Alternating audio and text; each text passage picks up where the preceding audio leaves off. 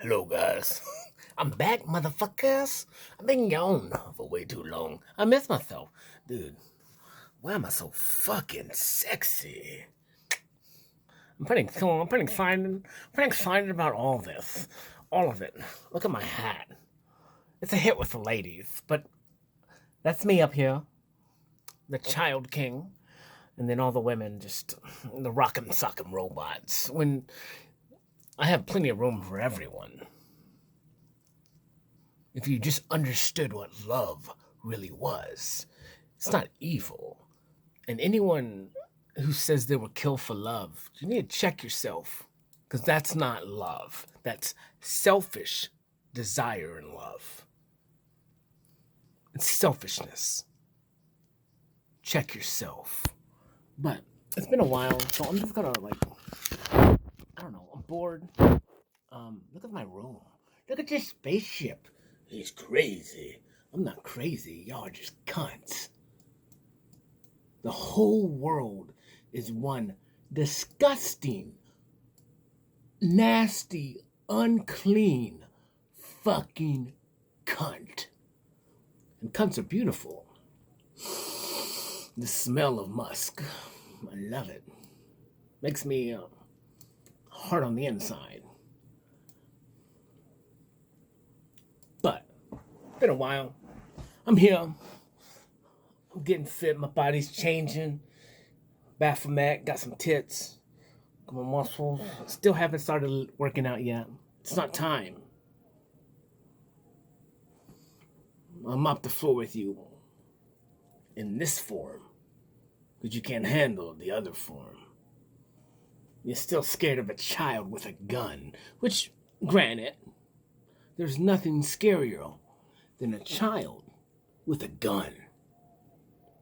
Except a child with a gun that knows how to use it better than any fucking trained anything that you think you are. You're disgusting. You don't even know what you fight for, except for money.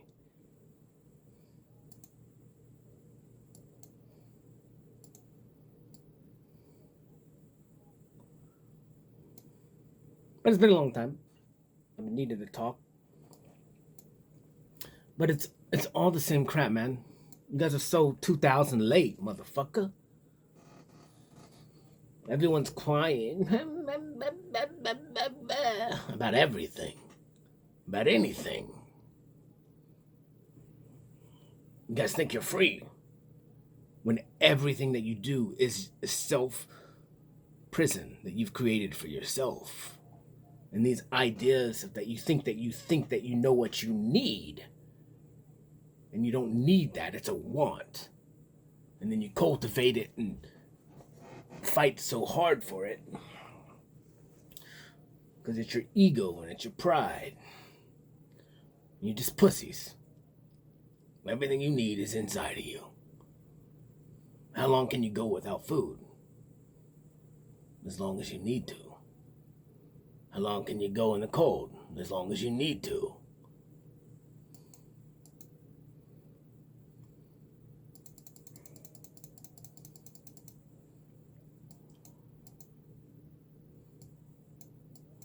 And everybody talks out one mouth and it's not even what they want, what they need. It's like these women out here. They want to be treated like women. So I treat them like women and I don't fuck them. Day one, I court them and spend time with them, and then all they complain about is, well, then that's not what they want. They want to be fucked day one. Because they're not women. Because what is a woman? Again, it's this Disney princess idea where if I just fucked you day one, then you're hooked. You're crazy in love. But you can't handle it.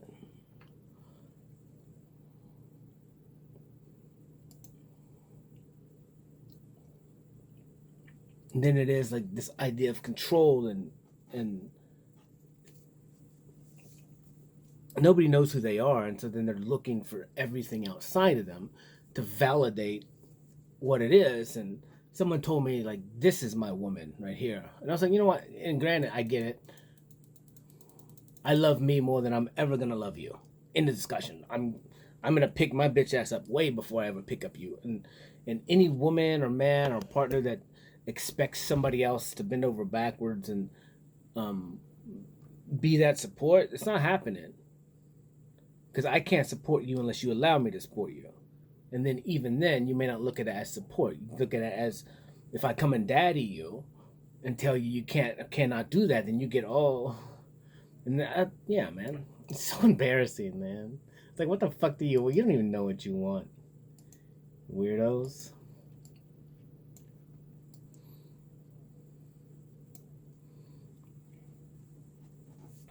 It's like you want to be told what to do. You don't. You just want someone to agree with what you already want to do.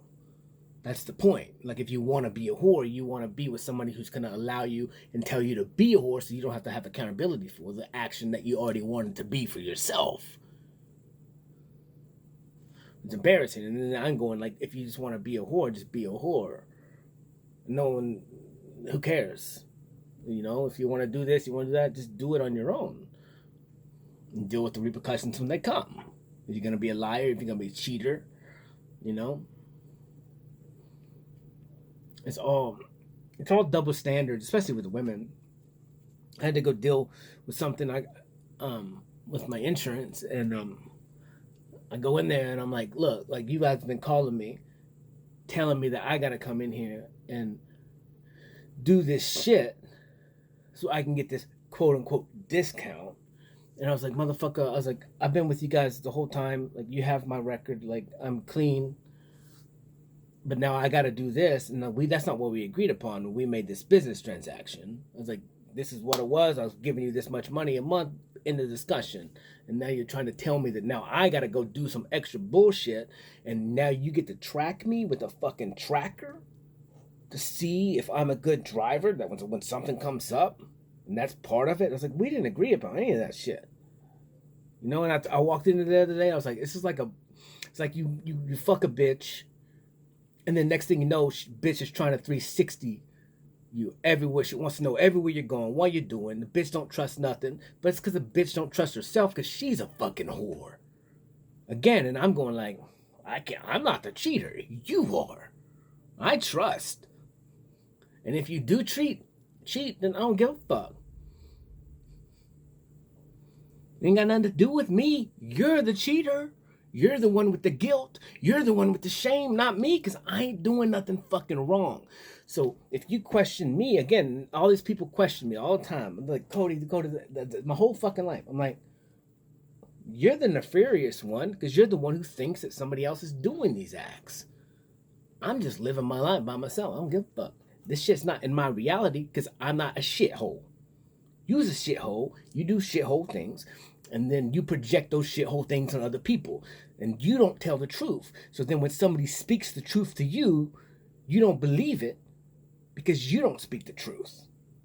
And I'm going like, I done told you the truth. Like, what do you want me to do? How much more can I break this down? And then I'm just like, fuck it. Fuck you, you jaded fucking cunt. You're not worth my time. And that's what I gotta learn to be. Like, fuck it. I say it one time. Whether you believe or don't believe, I don't give a fuck. But if you question me again, we're done. We're done. And whether or not, maybe I do cheat. Maybe I'm a cheater. Maybe I fucked your mama. Maybe I fucked your grandmother. Maybe. Who cares? You're not my maker. You're not my mom. You're not my boss. We're not bonded. And even in the act of anything, again, you don't own me and I do not own you. That's maturity. And only weak-ass bitches want to own something because they're insecure. And they have to be needed, or they have to be desired by somebody other than themselves to count for anything. And you're not. You're just a pussy. Literally. And we can fuck anything. You're not special. Again, don't get it twisted. There's something you won't do, any other bitch will. The same for the man. What a man won't do for you, he'll do for another. You ain't special. At least your whole or your body is not special. And a rating system means nothing.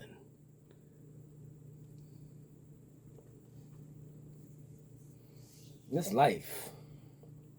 That's what it's like for me. It's like just fuck women in general. Like I don't give a fuck. Just fuck humans in general. Y'all just annoying as shit to me. All you do is complain about everything.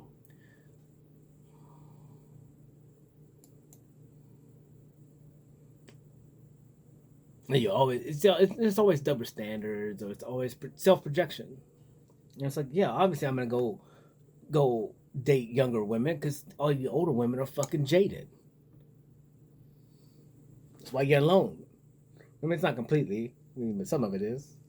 Again, like in any relationship, in anything, it's double sided. Even in things, maybe me. Again, this is my woman, right? This is where my attention goes to myself. So in that notion, if I'm with a woman and like, no, this is me. This is what I love. This is me. You want me to on top of you? I'm probably not gonna do it. It's fucking weird. It's degrading. Plus, when I'm sober minded, like, and I'm sober, so just it's not as enticing.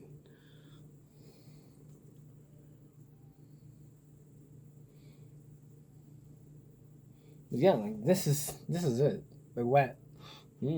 I can check on myself. You know, someone talk about wasting your seed, and I'm like, I'd rather waste my seed than give it to some ungrateful woman, or a woman that takes my seed and energy and gives it to others. Like that's disrespectful. Everything in life is about respect. Again, like I said, I'm telling you, I will drop my drawers in front of you and come in the corner and waste it before I ever give it to you. And I know what my seed is. I know what my life is. I know what my energy is. Either you're worthy or you're not. Most of you are not. It's weird, man. And it's only because you think that you're not worthy. Because at any point in time you can change that. However, it does take steps and things that you have to act on to implement your worthiness. But anything in society, anything that's man-made or built, like any kind of system, again,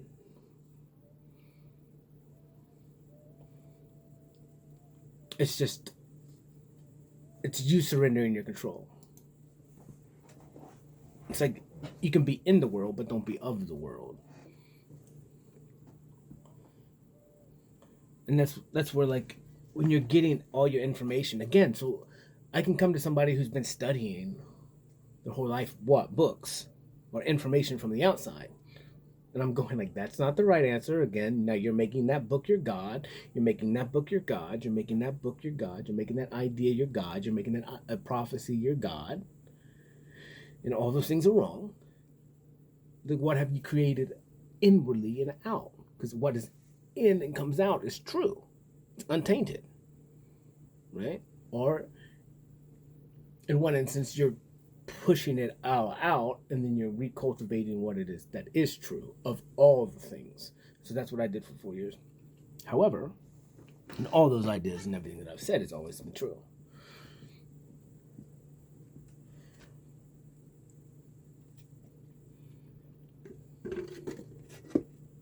But again, like, yeah, you gotta quit. So like the way that I do things now is like I'll play a video game because I can. I don't have anything else to do. I'm kind of like in a lull period. I've been bedazzling shit. Bedazzling. I like bedazzling. It's pretty fun. It's not really that fun, to be honest with you. I don't fucking know why I like it to do it. I don't even know why I've been doing it. I just been doing it because it was the next progression of this existence for me.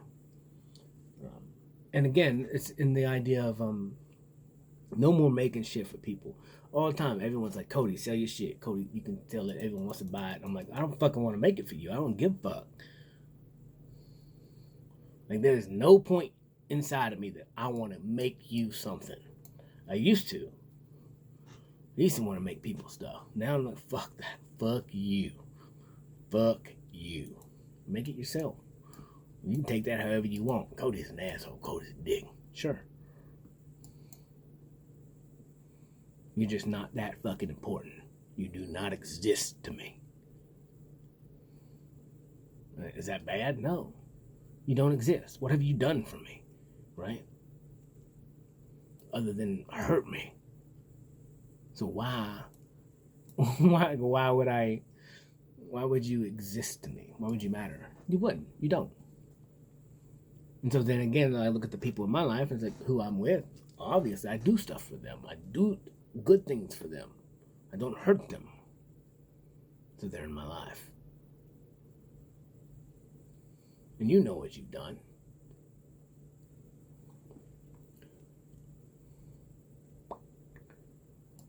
You gotta look at yourself like that, man. And again, and I think the biggest thing, damn, bro, that's pretty good. That's a good role, man. I'm not a big fan of the market, though. The black market. I'm not cool about the black market. But I've never really played Bilgewater that much.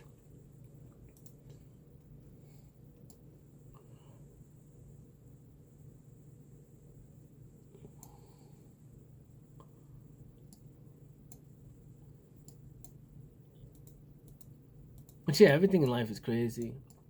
Again, it makes me. You go through the journey and you gotta be by yourself. Because you're already by yourself. Again, like when I was in group therapy, everyone's like, I feel by myself. Everyone feels by themselves. Everyone feels. I got people texting me and they're like, man, I got no support. I'm like, you do have support. You just don't have support the way that you need it because you can't speak that.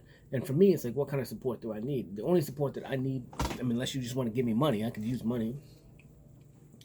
But then I'm gonna spend it and buy shit to make more shit so I can live.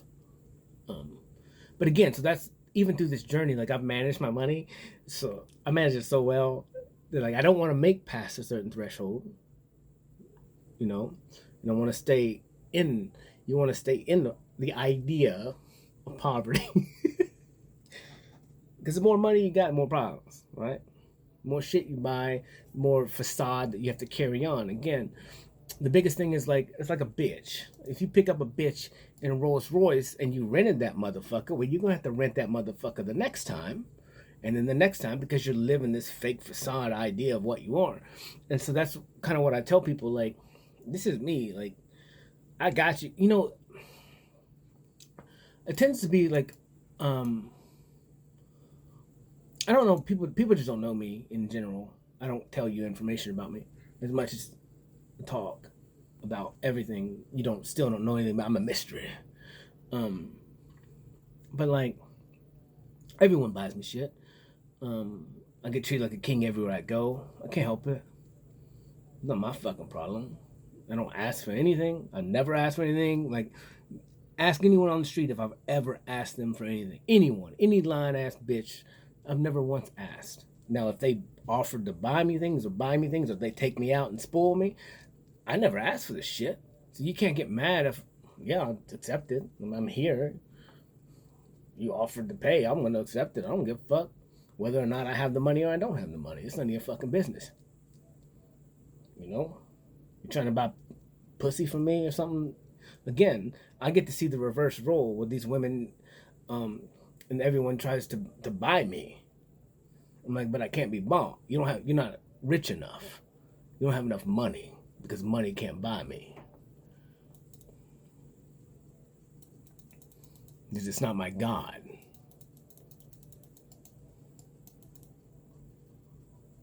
But for everyone else, it is, right? Because it's some kind of thing on your hierarchy of you're worth something. Like, again, worth something, but you're not. Because at any point in time, someone can come in and take all your money, especially when you have it in the bank. Or you have it on exchanges, or you have it in a token that's not worth anything until you pull it off. And then you have to give to Caesar what's Caesar's, and you may or may not get what you plan to get.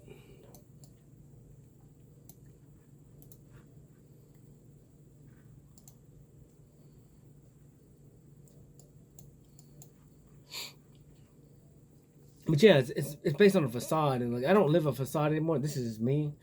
Um, yeah, and I'm definitely gun shy, especially with women. Man, they're so again. So I could be jaded, but I'm only jaded out here, and that's what guards me and protects me from like even getting with certain women or women in general. Um, because it's like I'm just learning you, and it's like I see that crazy trigger switch, and I'm like, nah, you crazy.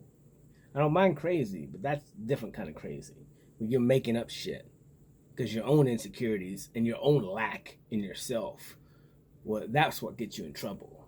No, I'm not because I'm not out there creating these scenarios. You're creating them in your head. It'd be different if I was a fuck boy, and maybe I am a fuck boy. I was thinking about this concept too the other day. What is a fuck boy? Everyone's a fuck boy. If you're trying to marry somebody, you're a fuck boy. You're doing whatever it takes to fuck them, right? And so everyone's a fuck boy. It's just like, what level of fuck boy are you? Are you trying to fuck tonight? You know, and then you're gonna, you know, are you gonna get married and then you're gonna die? So again, in any scenario, everyone's a fuck boy. Um, and I guess people assume that I'm a fuckboy. They assume that I'm a cheater. They assume this, and I'm going like, no, like you guys aren't entertaining enough. It'd be different if I was in a land of beautiful women that were fucking sane. But I'm in a land of masked women, lying women that are not insane or that are insane and always looking for the better way out. Or and that's not necessarily true, but from my perspective, again, always trying to get saved. And it's like, no, again, I'm at a different level where it's like, I hate to say this, but it's like the person that you're with should be a toy to you. It should be an extracurricular activity outside of the makeup of you, where you should be your everything. You should solve everything. It doesn't mean you don't get help or inspiration. You're not business partners. Called is all I'm thinking about the idea of called friends that benefit from each other, not friends with benefits, but friends that benefit from each other, and that's how it should be. That's what life should be. That's what relationships should be. That's what everything should be. Is friends that benefit. Now, do we need to devolve and sit there and communicate what it is, how each of us are going to benefit from this? Do we need to get to that level? And I think so, um, because everyone's in their idea of like scenarios of projecting in the future. And I talked to somebody about this. I was like, I try my best with every woman that I'm ever with, and the moment I even talk to you, I'm going like, am I even going to talk to you further? Like, so I'm already projecting the future, going like, what would it look like? What would I have to surrender? Am I okay with that? Like, how do I have to compromise? How do I have to surrender my stuff? Or how do I have to step away? Or how do I have to give and take? I'm already thinking about all this shit before I even before I even know your fucking name. Just based on what I can already tell and project and see. Like, how difficult is this going to be? Like, what am I willing to give up? What am I willing to walk away from?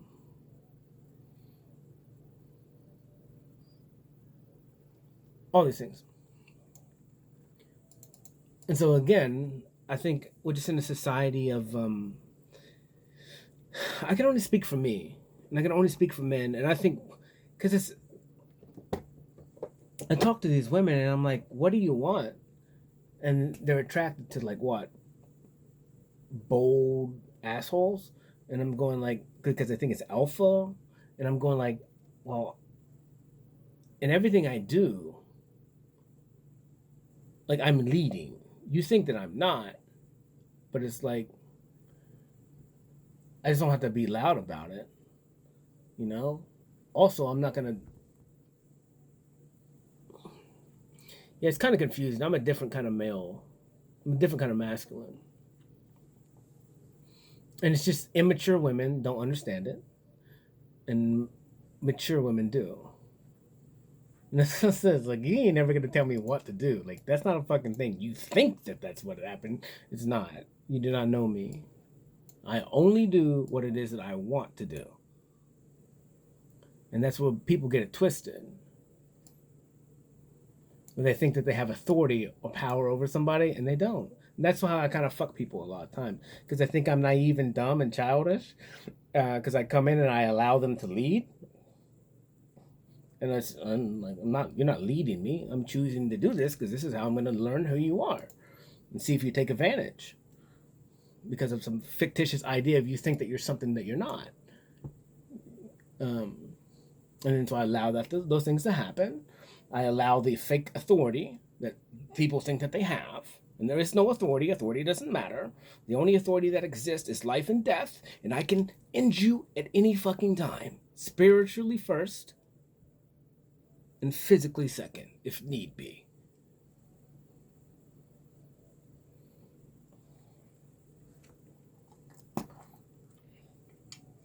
So again, and I don't like violence. I don't like being upset. Like when I went to the insurance place today, I walked in and I was like, I do not like to be upset, ma'am. I was like, I'm giggling. I was like, because I like to be upset. I really do like to be upset. It's because it's bad for everyone. And it's very exciting for me. Because you don't like me when I get angry. But I was like, you got some nefarious fucking practices here. You're fucking me a little bit. You're pissing me off. And you're calling me. You contacted me. You're breaking into my space through via telephone. I do not like telephone. I do not like you fucking bothering me. It's kind of a double-sided idea, but that's why I kind of don't even text people anymore. I don't even fucking give a shit. I don't care what you're doing. I don't care what happens to you. I don't, because there's nothing I can do. I'm here. You're there.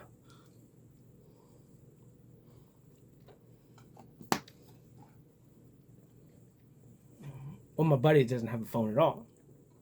So just when we meet, it's, luck of the draw. And we were talking about it. I was like, dude, I fucking hate a phone. And the idea, you using a cell phone is the most ludicrous fucking idea in the world. That, like, in the heat of the moment, if something was to happen, like, in all reality, I'm here. Where the fuck? I can't get there in time. I'm not even gonna rush to get there. I'll get there when I get there. But it's like, there's nothing I can do. You die, man. And that's, of course, I guess you have to get to the point of death. You came into this world alone, you're gonna die alone. And you have to be okay. Again, and so I'm okay with dying at any point in time, and he is as well. We've already communicated this and talked, and we're happy with our choices. We're happy with our lives. We've done what we wanted to do. We have no regrets. Everything is what it is. So, I mean, it makes you a different class of human being. But again, everything is in the ideas and the art of attachment, understanding that there's going to be no moment greater than the greater moment of you and you alone. And everything on top of that is just extra. So, being that I'm a dude with a dick, there can be no greater moment than coming from me alone. Everything else is just extra.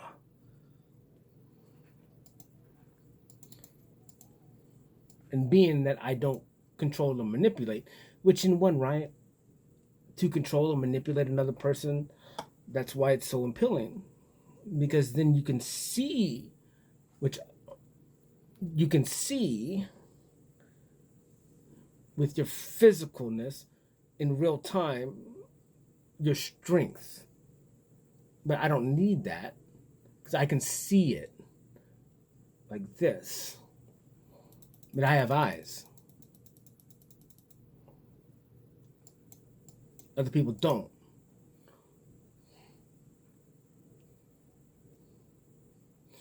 I gotta play this game right because I'm not playing it right and I get my ass beat. You know what I'm saying?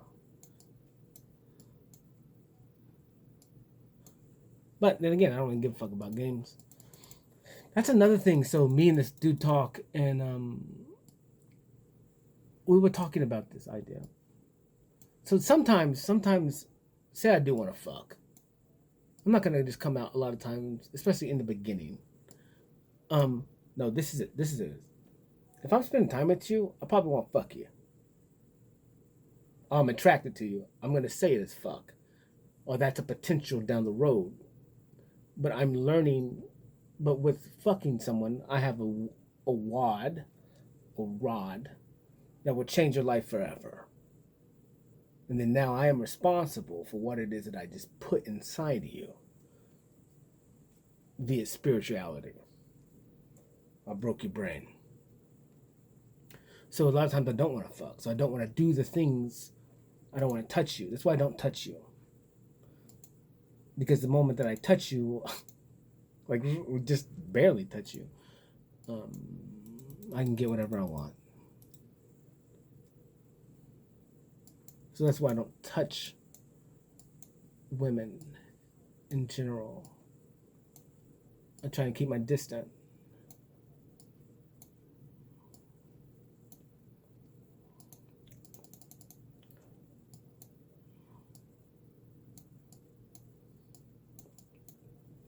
So yeah, sex is a high responsibility, and kids need to be taught this.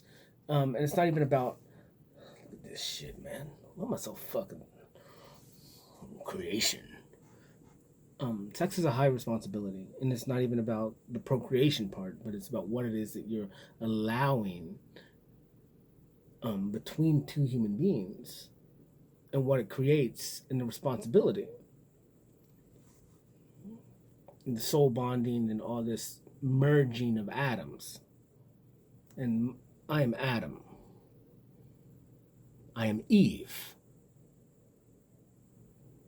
It makes divine. And both. We both fell together. But we didn't fall. It's kind of falling, but it depends on which way you're looking. Is your head up or is your head down? At one point I'm jumping, and the other time you perceive me as falling. But yeah, so it's a huge responsibility. And so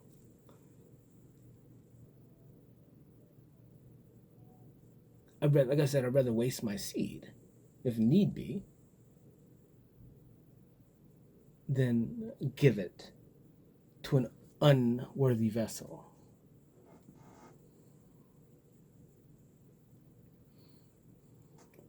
But the journey is fun. And again, like, it's the idea of detaching and being whole in yourself, and then anything outside of you, you are detached from, detached of outcome, detached of expectation. And that's real love, where like I could be with you, we could do whatever, we could fuck whatever, who knows. And then when we're done, when you leave the room, I'm detached from you. No, just a lot of people don't understand it. They get their little butt hurt, they get their feelings hurt and shit. And I'm going like, what happens? Think logically here. When you leave this room, am I your decision maker? Am I your guardian angel? Am I choosing your next walk, your next steps? No. I'm not going to worry about it. If you fall, you get hurt, it's on you. Will I be emotional and upset? Sure. But how could I have prevented that? I could have taught you better when we were here together. But the only way you're going to learn, and this is true with me, is through my own trials and errors. It's the only way you're going to learn anything. You never learn by winning, because you're so gloated in your head by winning. That's why I had to pretend to lose for the last 4 years. And I didn't pretend to lose anything. I was in competitions with humans that I was never in competition with. They were competing against me for what? For money? So if money is your goal and you stack it, what have you learned from it? And then you just spend it. Where's the knowledge? Where's the wisdom? Yeah, now you can learn how to get more. That's fine. But what have you gained? How's your heart grown? How have you physically gotten stronger mentally? Can you face things? Do you become incapacitated, or do you always run to your new god to save you, which is money? You know, if your grandparents or your step parents or your mom or your trust fund is what's been saving you the whole time, like what have you learned? What happens when they die? Yeah, sure, maybe you still got the trust fund and you can run to that until whatever, but you're still a shit fucking human being that doesn't have any real friends because their god is money too, and you're just the priest of money.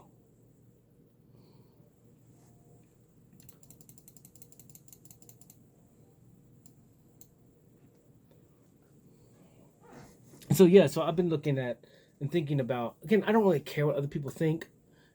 Again, everything is how I care about what it is that I perceive in my head. And so like it would make sense for me to, being that even if I have predisposed ideas and trauma of the past, um of women, I don't bring that into my relationship. I literally don't. Like I literally just, I let that be that, and then I let the women in front of me do whatever the fuck it is that they perceive, and I blindly trust until I can no longer accept their negative fucking behavior, which is fictitious projections of their own insecurities, or them having rosters of them talking to 7 different men at a time, and I'm going like, I'm just talking to you. I shouldn't have to verbally say this, right? It's just respect, but who knows? We're taught differently. And I'm not needing something. Well, women are always needing. I'm not needing anything. Again, I can go boom, or I can go buy some pussy, or I can go pick up any chick at the bar I want. I just gotta touch them. And I don't touch them. Because then it's not my responsibility now. I just created this thing. I created this fucking monster that doesn't know how to handle the universe. And it's like, so I gotta be very careful who I validate. I've validated women in the past, and they go fucking wild, boy. They think they the shit because I validated them. They think they can do these things. They can't. And it's not that they can't do them. They don't even believe that they do them. It's my energy that they're using. And it's like, no, you got to where you got to by all this other things, and it was never you. I was trying to validate you. I wasn't validating your group, your coven, your witches. But I did validate intentionally on purpose to lift you, so when everything crumbled, you would fall further, and then you could see what would happen after you fell. And then you would only be you, because everyone will fall away, and then you're going to be on the ground by yourself, and then you have to lift yourself back up with the only capable understanding of the only thing that's left is you, and you is capable of getting back up there instantly on your own, but it has to be the truth. And so yeah, I get very frustrated, I think, with people. I'm very patient. I allow people to be where they're at, speak how they believe, speak what it is. But again, what's you? Again, cut religion out of this shit. Cut all these screens out of this shit. Cut your teacher, cut your mom out of this. Don't cut them physically with a knife. No physical violence. Violence is never the answer. It's never the answer. Unless you ask me the right question to defend myself. Then it will be the last question you ever ask. And I'll answer it with a smile. with no stutter.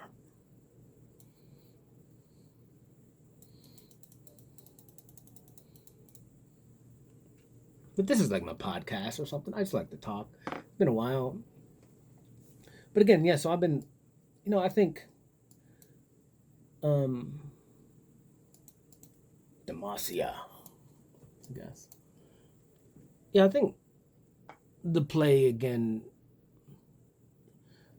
it's not. So I was at the insurance place today. We were talking and then we said somehow kind of talked about like bending the knee or just surrendering and what it does to your soul. And I was like, so it's like she started talking about her husband, and I was like, yeah, so he's going out every fucking day, murdering his soul for you. I was like, appreciate that fucking man.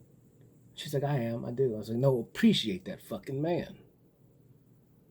The sacrifices and the things that you do to work a 9 to 5 and all that, it's soul crushing. Can I do it? Yeah, man. I'm really fucking good at it. But I can't do it forever because it fucking eats me alive. And then you understand the idea of like the people that go postal. Like when that came up, that scenario, Marcia forever. I like to pivot. Sometimes I like to pivot though. That's not a pivot. That's not a controlled pivot. Don't want to go Demacia? No. I just want gold. I'm going to gold destiny. Oh.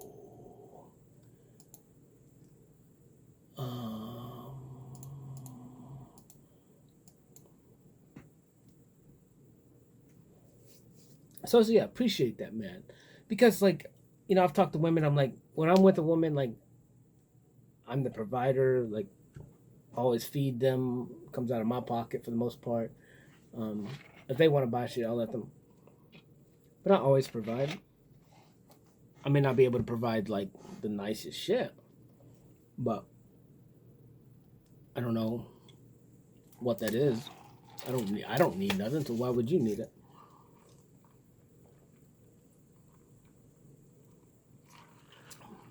But then again, I'm not trying to prove anything, so like I'm happy with my whatever I've created and cultivated, and that's kind of the difference. I went somewhere the other day, so people just talk to me in every store I go, everywhere I go. And this woman, she was like my clothes, like my jacket, and I was like, yeah, I made it. And then she was like, I didn't make mine. I said, that's fine. You don't have to make your shit. You can buy it. It's not a big deal.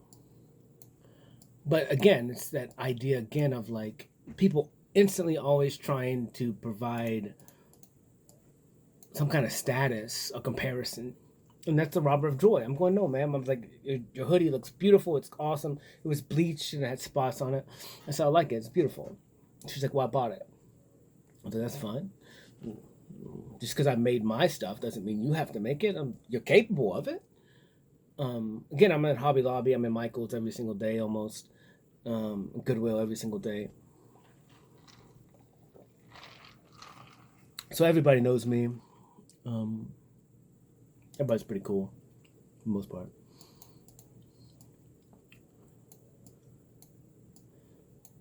Fucker. Some type of way. And so I'm all over the place. Everyone knows me. I'm a fucking king, literally. Literally, I'm the king. But oh, that's good rumble.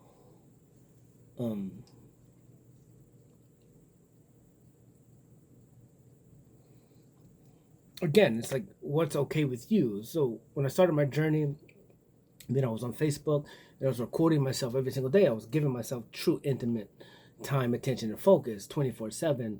And no matter what I said, like whether I agreed or don't agree to it, I said it, I spoke it. So I agreed with it in the concept in the moment that I spoke it. Maybe later down the road I could be like, that's wrong, or new information to change my idea.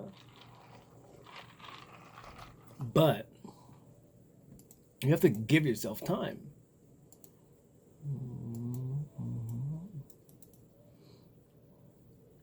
That's what I did. That was the goal.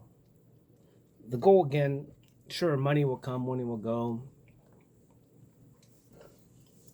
With money comes security.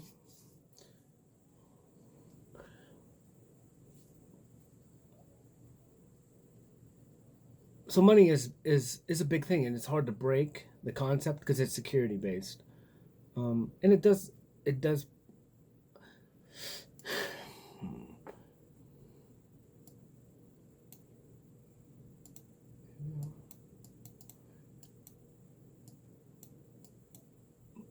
I'm trying to think because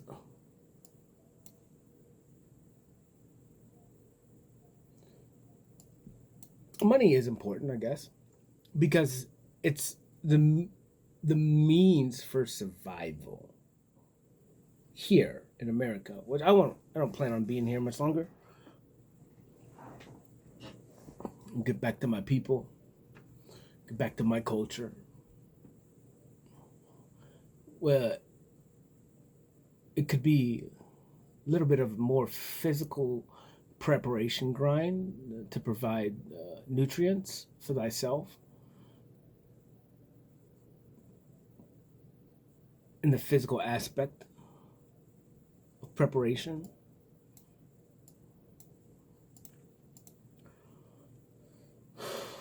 But not really from my perspective.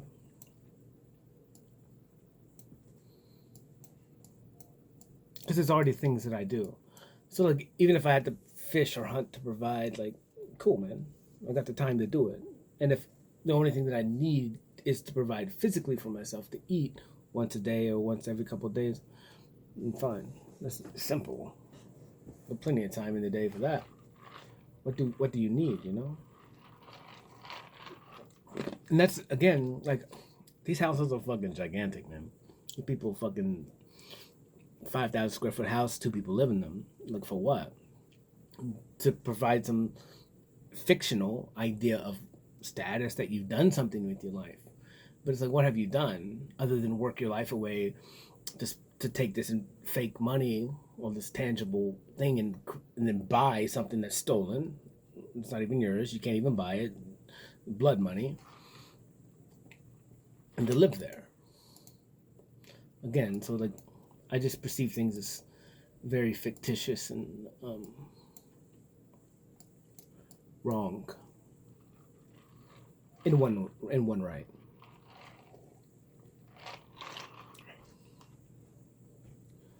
And so it's like, again, if you was to be, I don't watch the news. I don't keep up with any of that shit. I'm off social media completely. I literally sit here.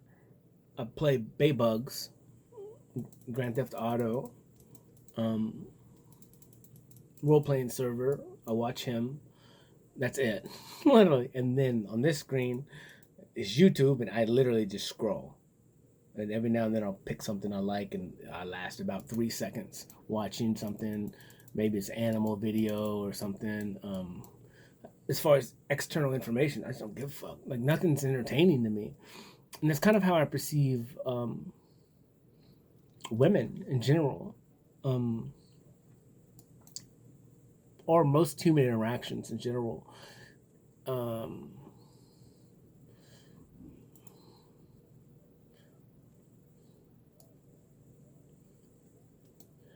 um, in one right, like I try and want, like, you see these things where they're like, I hate a lustful man. He doesn't know about my crafting abilities. I'm like, okay, bitch.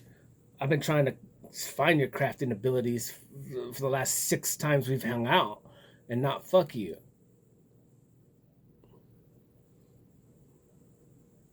And then now, so that's not what you want. You wanted me to fuck you. So it's like, again, like, what do you want? You know, I just don't want the responsibility of taking care of your ass emotionally and physically after I fuck you.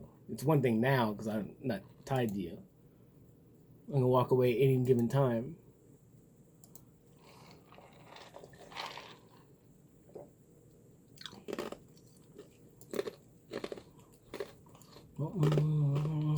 Icy pop.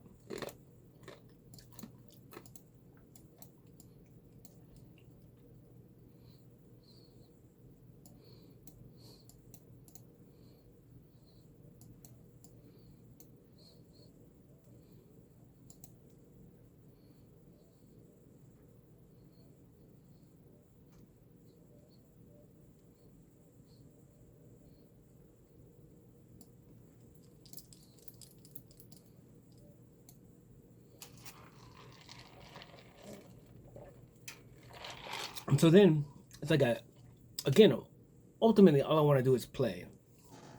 Now I've talked to somebody about this. Met her at Goodwill the other day and we were talking. And I was like, when I started my journey and I was in my room, I was like, I wanted I wanted to go through this journey with sex not involved, no male, no female, and I needed to just perceive what it was like to just exist. So that's what I did. And so now I'm half. And I told her I was like, I mastered the feminine part and I mastered the masculine part. Now I'm both. I'm more of a woman than you. I literally told her that. I was like, the only difference is my body doesn't go through those changes like you do. I was like, but you're not made to control those. You're made to flow with that feminine nature. It's a flow.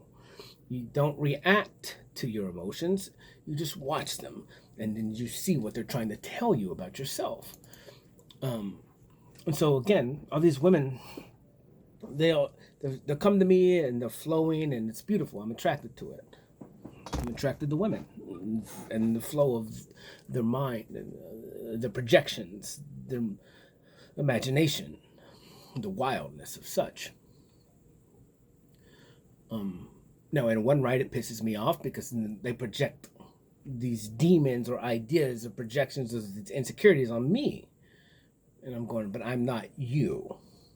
I'm not in your imagination. I'm here in the real. And you're there. I'm grounded. You're flowing. So your insecurities and you thinking, yeah, I'm checking out. I see beautiful things.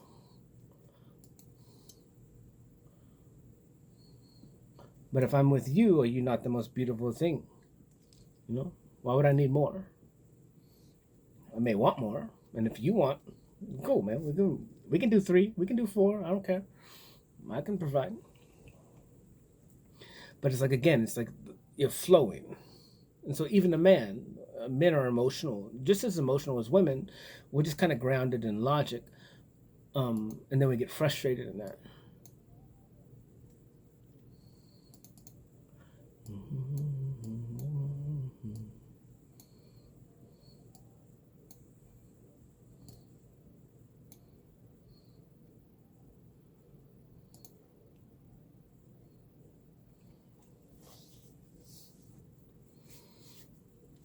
Yeah, so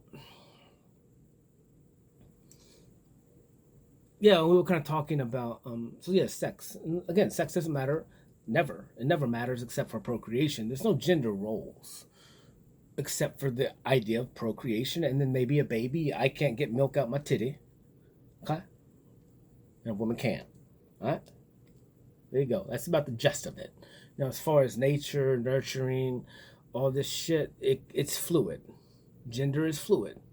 Again, except for the aspect of creating one life. And I get it all the time. Like women will come to me and project on me, um, or in an idea of mansplaining. It's like I'm not explaining anything because I'm a man. I'm explaining this because you asked me to 4 or 5 minutes ago. Help me with directions, and so I did. And then now you're saying I'm mansplaining. I'm like, no, you literally just asked me to help you.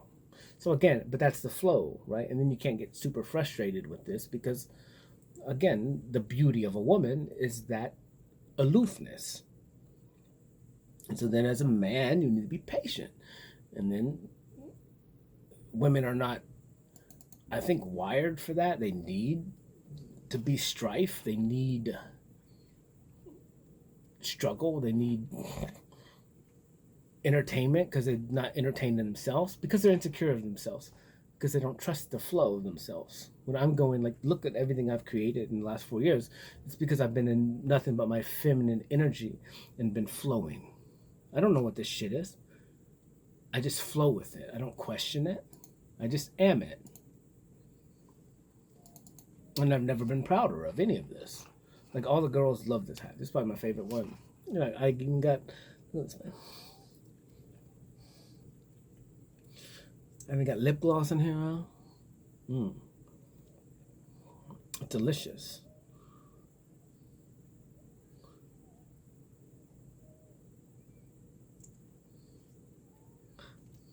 Mm, delicious. It's practical. Looks good. It's lightweight. My other hats are heavier. That's why I like this one the best. It's lighter. Nice. Nice.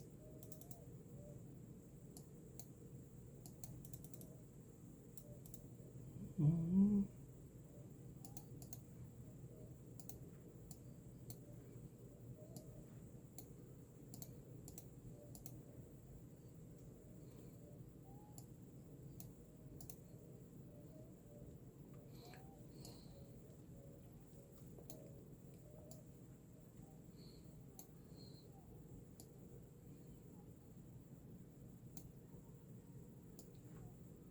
So yeah, again, I've been thinking, and it's such a weird idea, and that's why like a lot of times in any of my relationships, I try and take sex out of it. I'll go deal with sex on my own, or I'll go have somebody that we only do sex with.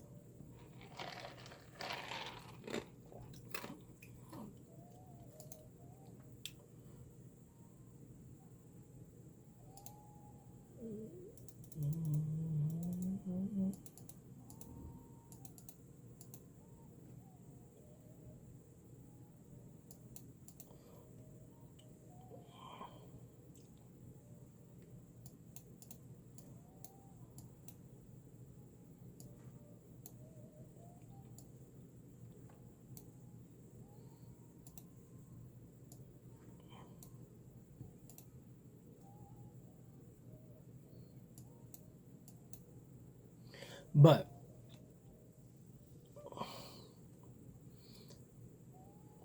let's do one more.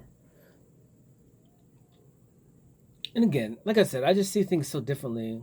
And it's like at any point in time that you're interested in another human being, then sex is on the table, or sex is a projection of the future, whether the future is 10 minutes from now, uh, um, or a couple weeks, in the dating sense, I guess.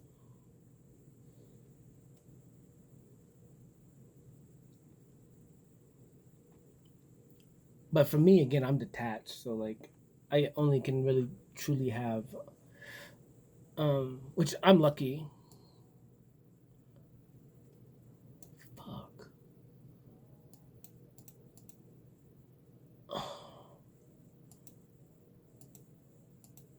How far do I push it?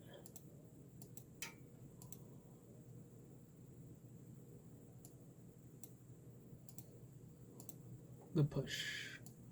Um.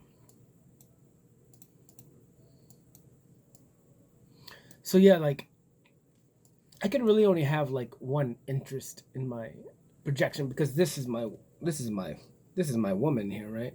This is my attraction. This is what gets my energy. Me.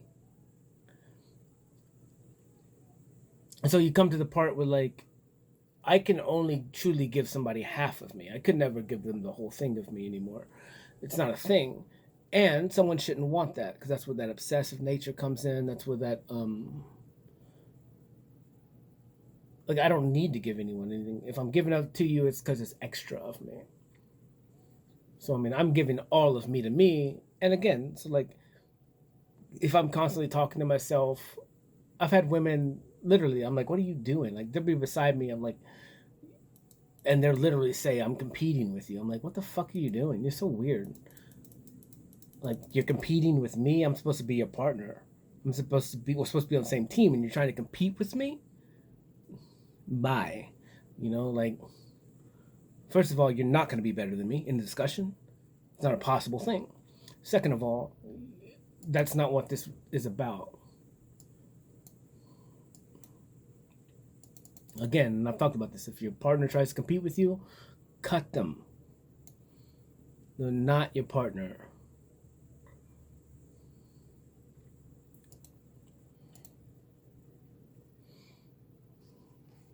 If anyone tries to compete with you,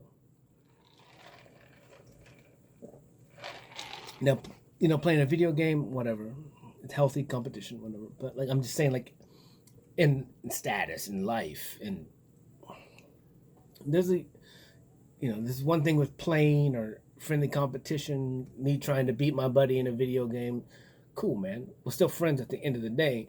But the nefarious idea of an insecure person trying to compete with you to get notoriety from other people so they can feel good about themselves because they feel like shit and they know they're shit.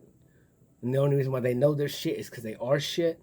That's why they feel like shit, because they can't do anything for themselves, or they haven't done something for themselves yet. They haven't created anything for themselves yet. Then, yeah.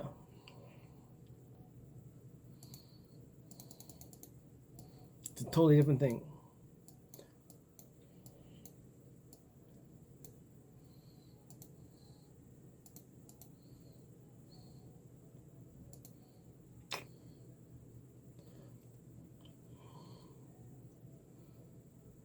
So that's it. Yeah. Again, just watch people. People are not your friend. They're never your friend. They could start out in a love interest or intrigue, but again, there's a grace period in between. That naivety period, that playground love idea. Well, you can allow to sit in that and play with that and allow things to happen, so you can see somebody's character, see what they're into, see what they like, see what their God is the biggest thing. Who is their God? Who's in control of them? Who is their puppet master? Are they a puppet? And then if they are a puppet, what is their master? And if anybody has a master other than themselves, cut them off. Or at least now you know how to play the game, because it's not that you're playing that person, you're playing their puppet master, because you know their every move. You know what they're gonna do.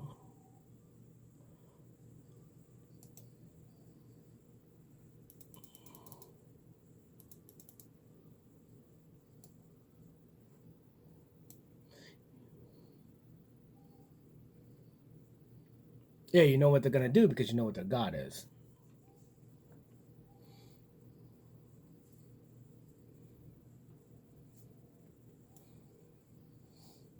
And so it's the same thing. If I know your God is the God of the Bible, I know you're jealous. I know you're insecure. Um,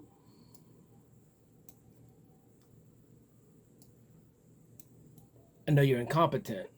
I know you can't act on your own. Um, I know you're in fear.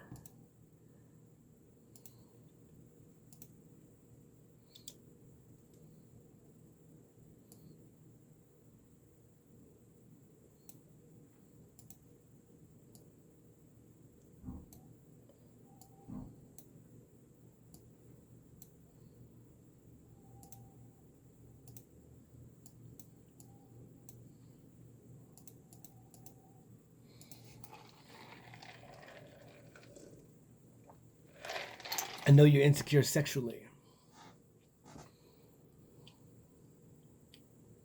There's so much stuff I know about you. I know you're a bigot. I know you're full of hate.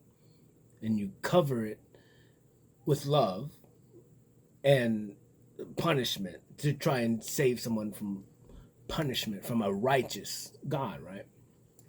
When there's nothing righteous about that.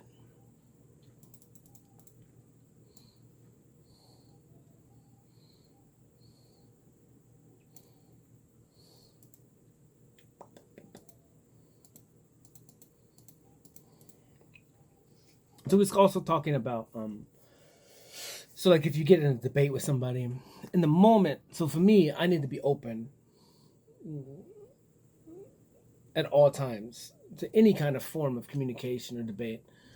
In the moment that I'm not, I have to check myself, not check the other person, but say if I was to get offended based on somebody else's comment, it has nothing to do with them. It has to do with me. I need to look at why is this thing offending me, or why am I having to defend my side of the story, and why am I getting agitated about it, other than just speaking it as my truth and being done with it. Why am I having to defend it, other than people gaslighting the fuck out of you and shit. But then again, if someone gaslights you, fuck them. Just, you don't need to be in those relationships anyways. And that's another thing. Is like, You just need to walk away from people. And that's what I do. And that's like, and then the people call me heartless and cold. I'm going, no, I gave you grace over and over and over again. You sat there and lied to me over and over and over again. You had nefarious ideas. You were using me as a money cow. You were projecting the future of things that you could get from me, using my name, using my energy, using my understanding, and I allowed it to play that way. And then the moment that I was over, I walked away forever, and I'm never coming back. But I gave you the grace. I gave you the grace period. I didn't lose anything. You lost your future that you planned without asking. Because you couldn't do it on your own. You couldn't do it without me. And I do everything without you. As I've done it before, and I will do it after. But I don't do it alone.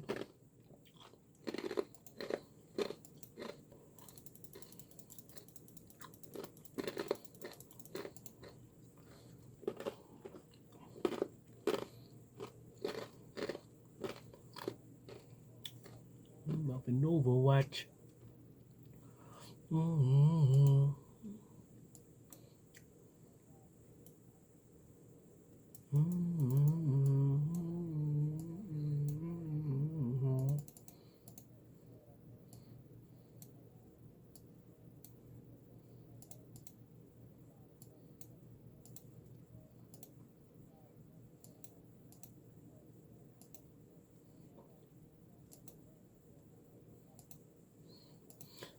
And that's again like you have to start doing things for yourself, and that's where the security comes. Now, again, money is security in this world based on the rules and regulations, but as a whole, as a nation, as a country, again, you're the power. The power is in the people's hands, and you can choose as a collective what it is that we will put up with and what we won't. Stop. It's that simple. Just stop. Stop giving them your money. It's very simple.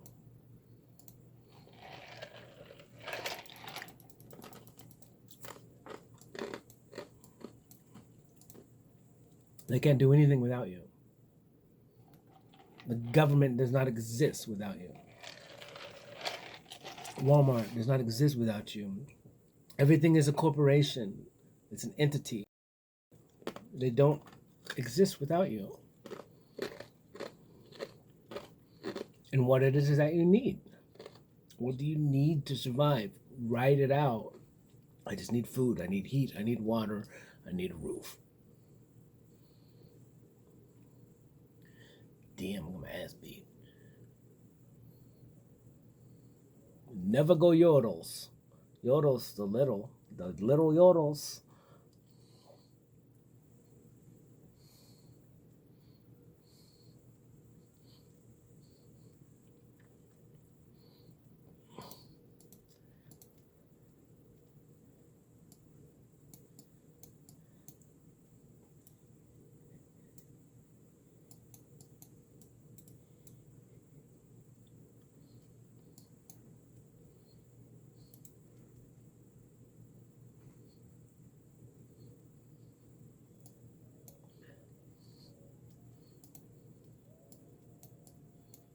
But life is cool, man.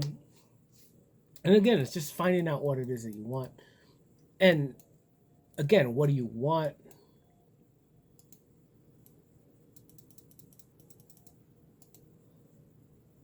Come on, I gotta make a move. I gotta make a move. If I mess with this move, I'm gonna fucking, you know what I'm saying? What got here? Oh my man.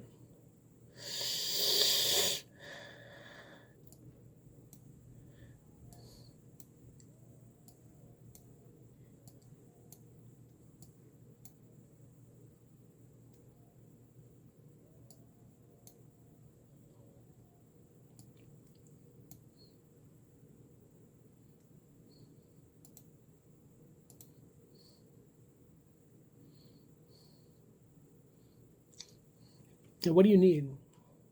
You need to constantly be asking yourself that. Not what do you want, what do I need? And be honest and true. Because you don't need sex. You need intimacy. You need realness. You need closeness. Now, do you need another person for that? Or do you just need to look in the mirror?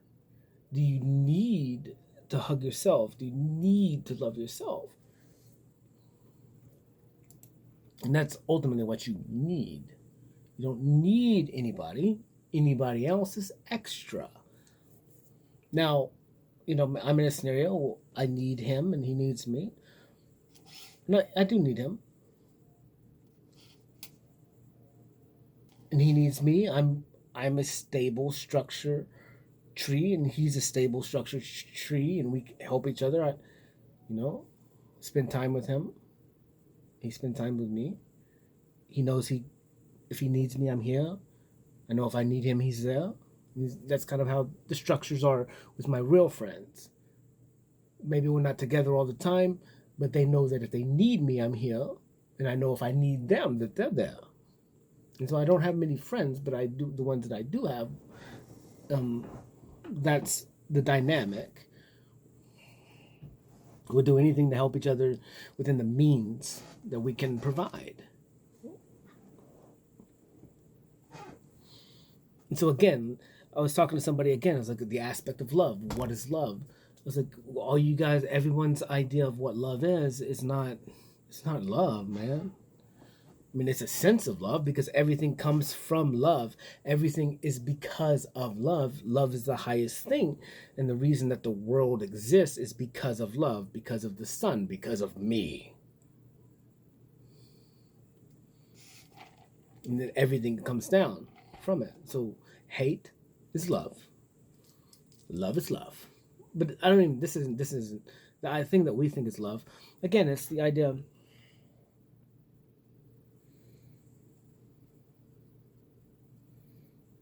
it's so my mom was angry. I was angry. I was very angry for a long time. And even now, I could be angry any moment that I wanted to be. I have plenty to be angry about. I have plenty to be angry about. I could be running around doing this, pouting. I have the right to. I choose not to. Do I have the right? Yeah, I have the right to walk and stomp my fucking foot in somebody's house and be like, I'm fucking angry because of it. I have the right to do that. I have the right to walk into businesses and say, I'm fucking angry because of this. I have all the right to go in and flip fucking tables.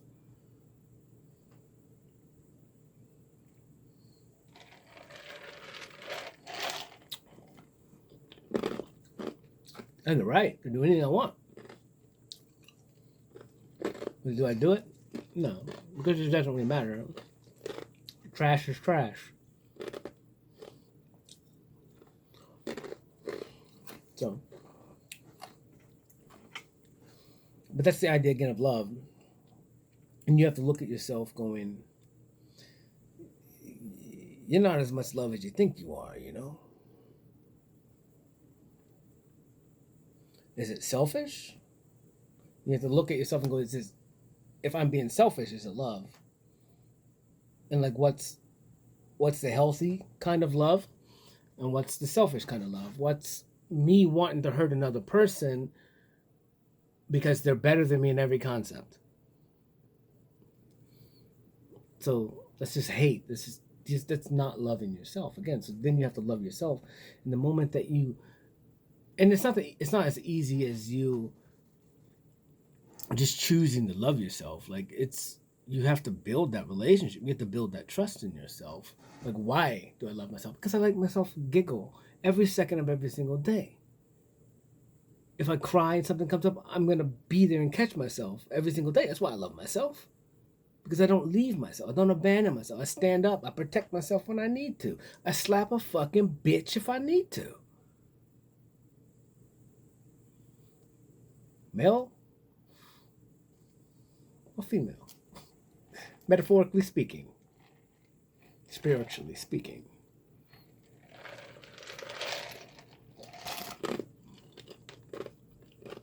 But just me being me is a slap to everybody's face. Because the moment that I walk in, you do not exist. The only one that exists is me. I'm the most powerful, dynamic human being that's ever existed. And I get all the attention because nobody else compares to love. Because this love is real. And it was forged in hell.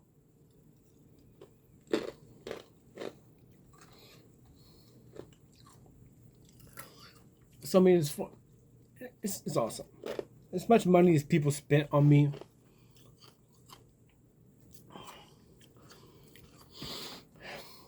and the Masons are scared. You should be. Because now I'm your God. And you exist until I say otherwise. But these covens, these witch doctors, they know who I am. The voodoo priest. People trying to kill me. People trying to cast spells on me.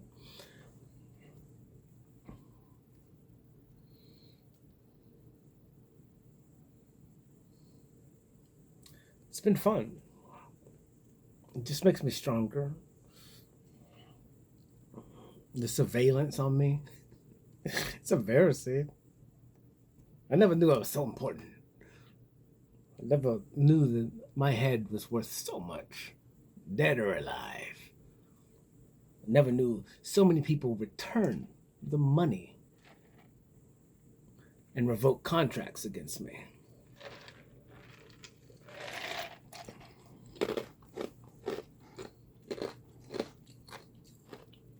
But it's fun. But it's, again, you got to build yourself, cultivate yourself. But no one's gonna kill a child with a gun, except an untrained, ignorant clown in a clown suit.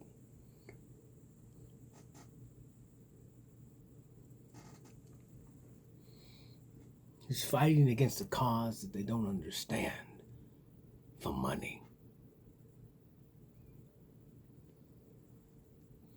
For money. For a double cheeseburger that will kill another fucking man like a crackhead. Except you got a badge and a gun for a double fucking cheeseburger.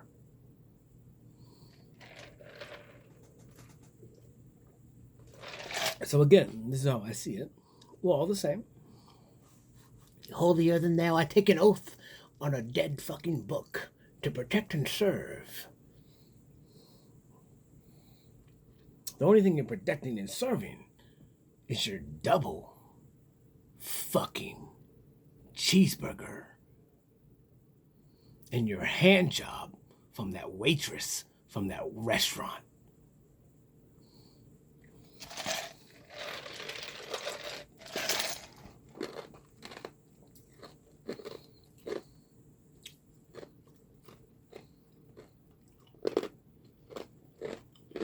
So again, what's real, what's fake? From my perspective, everything in here is tangible and real. Everything I do, there's proof of it. It's tangible. It's real. So I'm the only sane one. And then religion is what? It's Harry Potter, motherfucker. He's a wizard. He's a wizard. You believe Christmas. Christmas. Christmas. Who's your favorite Jesus? Baby Jesus? I like Ninja. I like Yakuza Jesus. He's mine. He's my favorite. He carries a fucking samurai sword. Snorts cocaine off hookers' asses. That's my favorite Jesus. Him and his wife married, get wild, boy. They gangster. But again, from my perspective, it's religion, not insane. And then, if all of it is about the sun, the yellow fucking sun, the yellow sun right there, the real sun, is the reason why we exist. Sun worship on Sunday.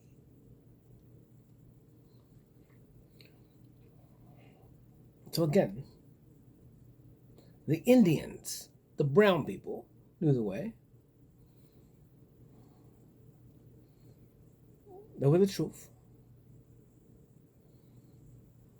And then what did you do? You stole their land. You stole my land. Stole my kingdom.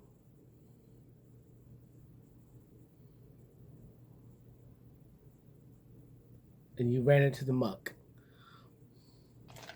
You stole all the nutrients. You stole everything. Just a disgusting idea in general. And then you put all the Indians in poverty and made them try to and adapt to your way when they don't believe in your time. They don't believe in your ways. They believed in love and sharing and caring and providing for each other. And 20 of us in a house, not just one. Got fucking bunk beds, motherfucker, just stacked to the moon. But each his own. That's, I mean, maybe that's the dream. I got a house full of women. It's just me. As long as I got bunk beds stacked, we just got one big king bed. It's like 17 women, me, and I provide for all of them.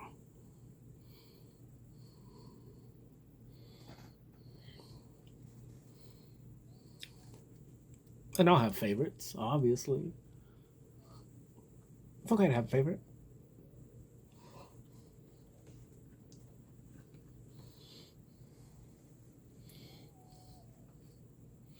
It is what it is.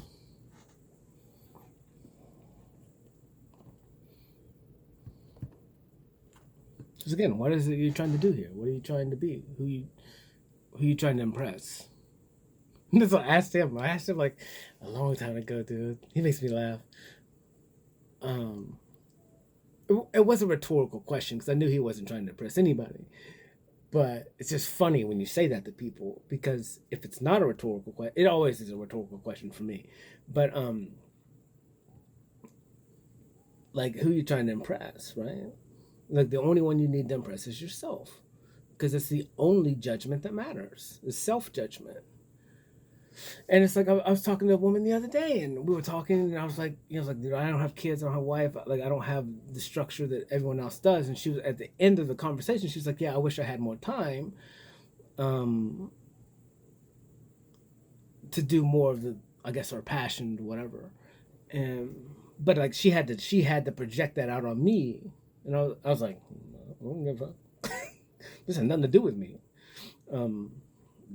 Like, because everything in life is give and take. So as far as a great compromise, I'm the greatest compromiser of all time.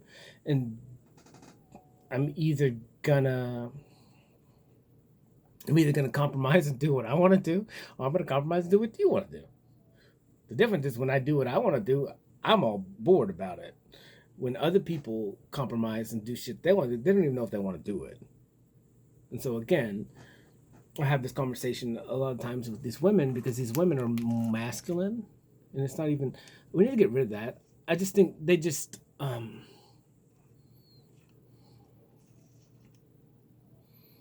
what is it that you want?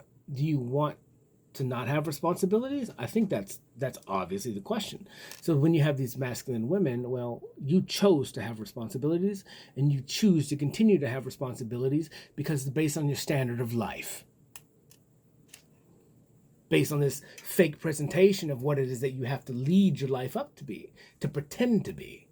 because you have to get up and put on your makeup for an hour and a half. And I'm not shitting on women. This is the accountability part. I wake up, I look good as fuck. I hop in the shower. I even shave half my body. Literally takes me like less than a minute. Less than a fucking minute. So like when I see these women that talk about, oh, I gotta shave and do all this shit, it takes me a fucking minute, bitch. I don't know why y'all shaving, but I gotta lift up my balls too, and get up underneath that fucking thing. And then sometimes I gotta get my dick hard so I can shave it without being all small and floppy and shit. So whatever, to each his own. But I don't have to paint my eyebrows. I'm okay with them. They're beautiful. Brush. Look at this. I don't have to shave my beard. I like it. Women, grow your beard out. Go with that peach fuzz. I don't care. Let me lick that peach fuzz right off of you. Dude, I smelt a girl the other day. I was eating at Sam's, and I haven't ate there in a while. And this girl, dude, she smelled musky. And it was kind of like BO. But I was the most attracted I've ever been. My animalistic side came out, and I was like, what the? Dude, it started in my lower regions. It started just, and I was like, fuck. That's what I've been missing. That animalistic love. That you just are what you are. Again, I put on deodorant, but it was that musk, man. I don't know what it was. She got me hot and bothered. But there's nothing I could do. It's not that I chose for it to happen. It's just the smell. And I was like, man, she got me. I mean, she was attractive, but I did see her before I smelled her. But then I didn't smell her until later, and then I smelled something, and then I looked, and I was like, what? It was just, the smell. It was, she's ready. I don't know what it was. But again, it's like learning these dynamics. And again, you don't need to shave. I just wanted to do it because I'm here to break stereotypes and I need to do certain things half and half. So I got hair on one side of my body, which is my masculine side, and then my feminine side, which is my left, is shaved. Right down my balls too, and my dick. I got half of my dick is shaved, half of the other half is not. This shit makes me giggle. Things they gotta do. But again, it's like again,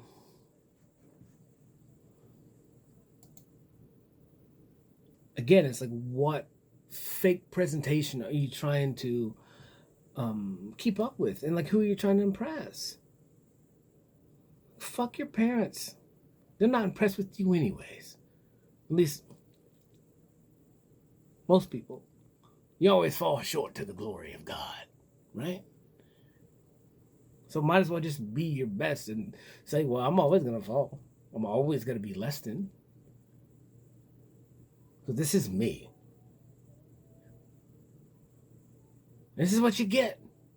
No more, no less. You either like it or you don't. But I'm not trying to impress. You want to get undressed, get undressed. If you don't, you don't. I don't care.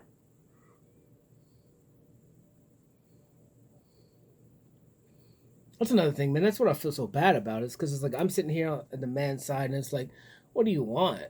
Do you want me to do you want me to advance on you because you need to feel pretty? Well, you're saying no, you don't want it, but I can see it in your body, and you're just waiting for me to, and then I don't. And so then you're like, he doesn't like me, and no, I do like you, but I'm just trying to throw out some equal respect here and make sure, and not help you make a decision, but allow you to make the decision on yourself, on your own. Do you want to entangle with this and everything that comes with it? Because you know what comes with it, and you can't go back. Once you tasted the devil, there's no one tasting the devil. Once you Eat the apple. There's no going back. You will never quench your thirst again, except from this well of me.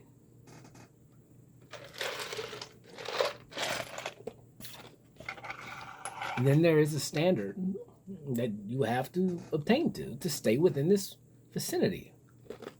And it's just authenticness and truth and honesty.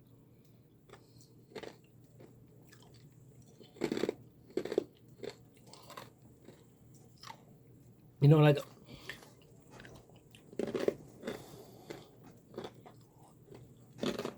and honesty and truth is so badass, dude. It's like, say I'm with you, and like, who knows? You're like, hey, I found this dude, I want to fuck him. I'm like, well, you do you. I don't know. I mean, I may or may not be there when you get back.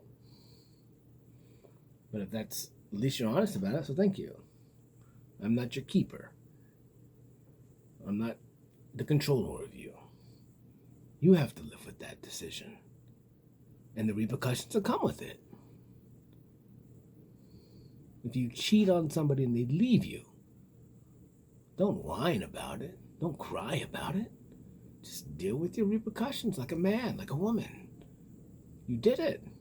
And maybe you lost the best thing of your life because one fleeting moment of desire when maybe you could have just been like, hey, husband, hey, wife, hey, boyfriend, hey, girlfriend, I'm attracted to this person. Like, I don't know. I'm just letting you know. Yeah, they're going to be upset maybe. But if they're mature enough, that will help you grow. And you're like, well, I didn't. Maybe I shouldn't be around them anymore. Or maybe we should split up. Or whatever. Maybe I need to go figure this out for myself. But also you have to deal with the repercussions that that person may not wait for you. That person may not be back. And that's kind of how I am. You go fuck somebody else, I'm not going to fuck you again. Ever. None. We done. For eternity. You fuck someone after me, there's no coming back. Zero.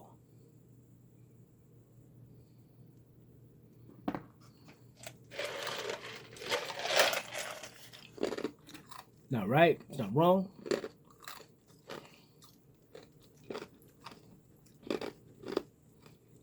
And I would expect the same from you. So again, I may talk about these ideas, but these other ideas, but in most scenarios, like it's not a thing. I don't have time. And that's the thing. So like where your energy goes, like you only have so much time. This is all my time. So in order for me to, I have to stop giving myself time to give to another human being. Right? And so therefore, I refuse to give another human being all my time. Because then I lose myself in that. And then that's the same for the other person. I'm going like, I refuse you to give me all your time. Because then you're neglecting yourself. And that's not love. And so, and again, maybe if we can communicate and we're just friends that benefit off each other, then we can have other people or whatever scenarios. Who knows? But then again, I also don't want to be bringing. So when you have sex, if I was to have sex with a woman and then I come in and have sex with you, I'm transferring that. So now you're getting that bitch's shit. You know, maybe she fucks better than you, and so now you fuck better because you got her fucking skills now. That is how it works.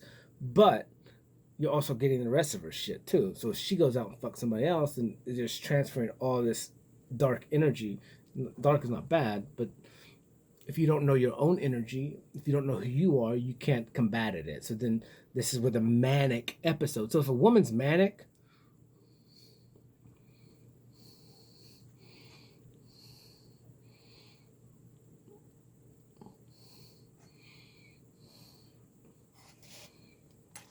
because she's got a lot of energy in her that's not of herself.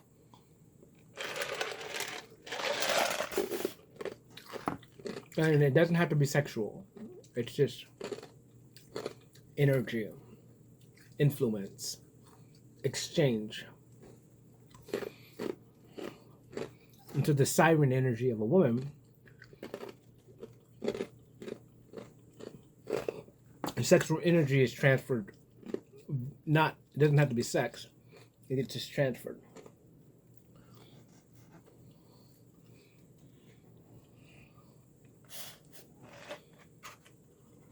And so women try and use, they try and use that shit on me. It makes me giggle. Women try and use those sexual energy on me. I'm like, you got stupid. Don't mess with that fuck boy.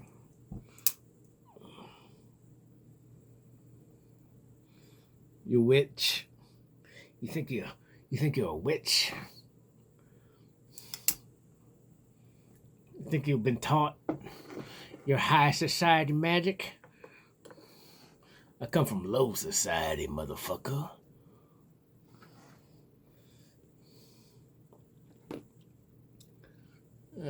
Eyes wide shut, motherfucker. I keep my eyes open, bitch. I see it all. So again, like all this stuff is just the biggest thing is you gotta learn your energy, learn your covenant, learn your everything. What is you? And then you just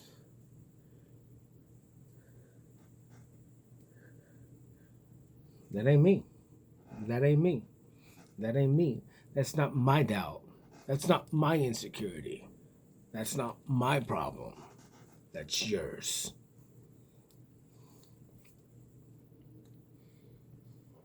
I can't help it.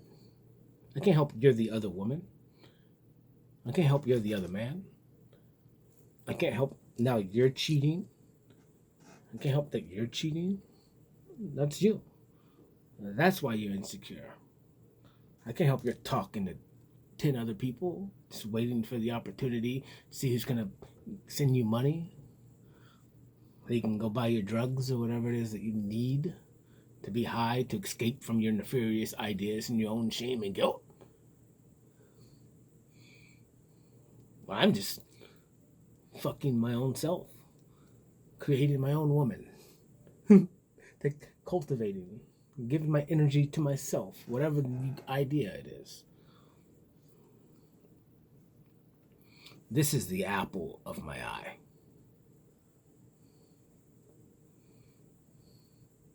Now, it doesn't mean I won't bring somebody in. And like when I have people that create with me, like me and this one woman created, dude, it's just like every moment, it's like, when are we going to do it again? Because like, it's just so fun. Because we're just good friends, but it's just more real than anything else. And then so again, when I ask other people to create, they just don't. But then again, I'm creating cleanly and justly and true. And so most people are still creating as a lie. They're projecting as a lie. And that's the issue, again, with artists. Is like when you're projecting and creating for the masses, what are you doing? It's a lie. You sold your soul. You're not creating for yourself. Because your highest God is what? Money. And so even if I get money from my art in the future, it's never the reason why I create. It's never been the reason why I created anything for money. I'll go fix shit for money, but I'm not creating it. I hate to create for money. It's not a thing.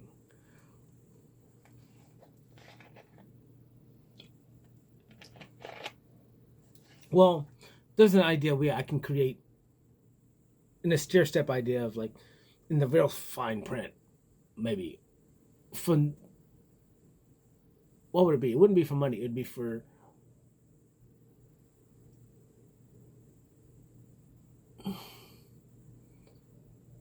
provision. Provision.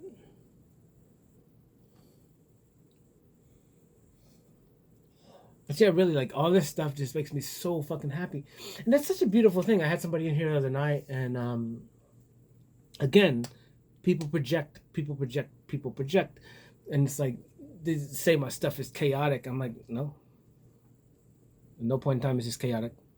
You perceive it as chaotic, but it's not chaotic. You don't understand it, so you call it chaotic. It's like a tornado. I'm sure before they were like, oh, crazy, a tornado comes out of the sky. And then you do the science and you understand the hot air and the cold air mixing and boom, boom, boom, boom. And then you can kind of project the path and course of it now.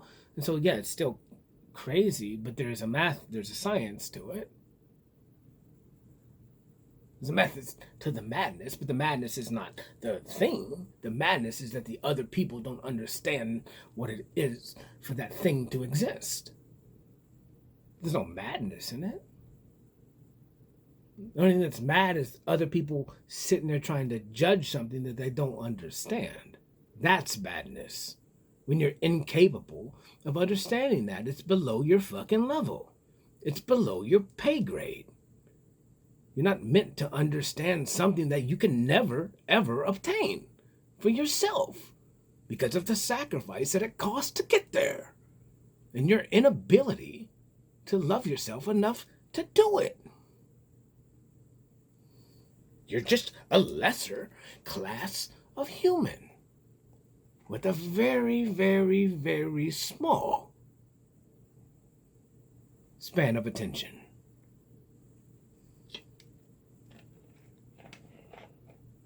Because your goal is always instant gratification and money.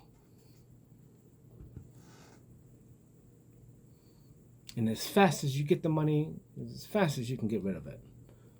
You can save it. You can grow interest on it, do whatever you want, bet the futures for it.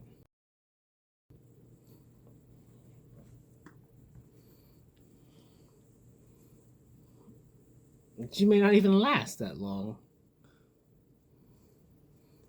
And you will never, ever really get to enjoy it.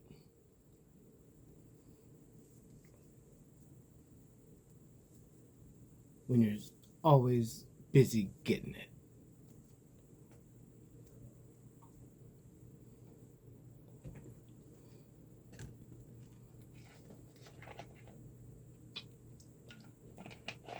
However, I mean, I'm still kind of in the transition period going like, maybe I should go get some money.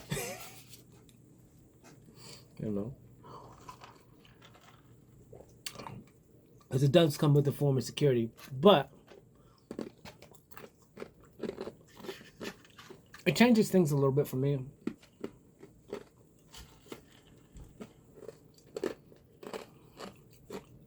Maybe before. But I've been just like going again, like setting in stone what it is that I want, what it is that I need. What is my highest potential of living every single moment of every single day in that period of 24 hours? Because again, that's the box. That's the greatest box you can have is from sun up to sundown or whatever cycle that is one day. What is the greatest capability of what you can do? Say, just as a human walking. Like if you can walk 9 miles an hour, you could, and you was to walk that, how many, whatever you could walk, that's the max, and then you'd come back down and pull an idea of like, what is it that I could do? I could go to this zoo, I could do this, whatever. Or I could go to the wave pool for 4 hours. Like, I don't know, you're breaking down all these ideas of like, what is the greatest level of expression that you could do within a day? And then what is it that you could do within multiple days or projecting days, and then like what would it take money-wise to live to the highest potential of yourself and growth and self-love? And what is self-love, and do you need other people in that?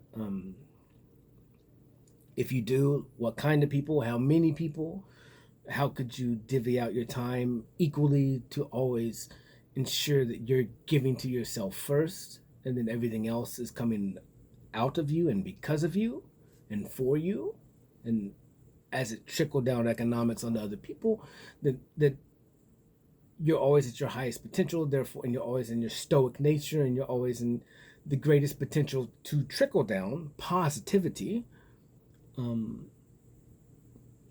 and leave as little damage as possible. Because if I was to just walk around the world and spill out hate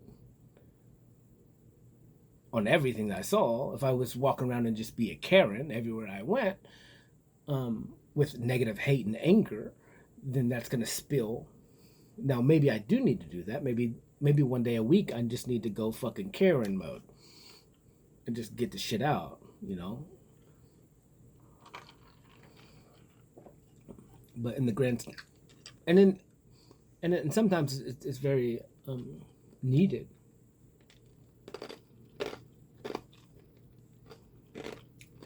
Because you do need to defend yourself. You need to stand up for yourself, and you do need to correct things that need to be corrected. So you need to go talk to the clown suits with badges sometimes and say, hey, man.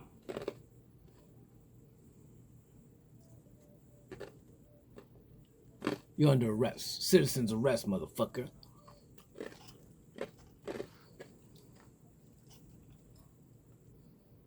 I got video.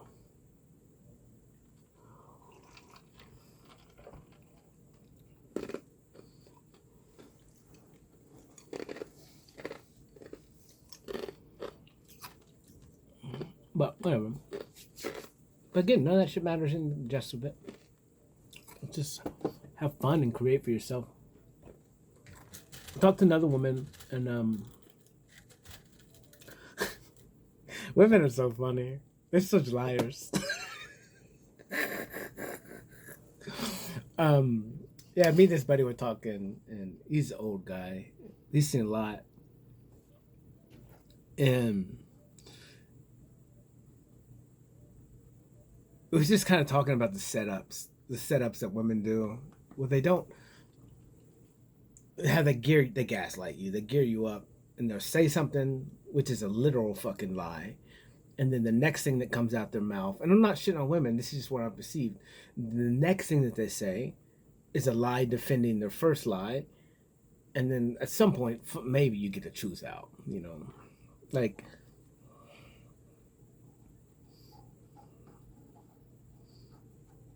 I'm trying to think of a scenario. What time we gotta eat lunch? Are you hungry? No, I'm not hungry. I'm just trying to Bitch, you've been thinking about food. Okay? So you're thinking about eating lunch, but you're not hungry? No, bitch, you're hungry. We can eat lunch right now. What is it that you want? Wow. I'm on a diet, so I don't want to. Bitch, what you want?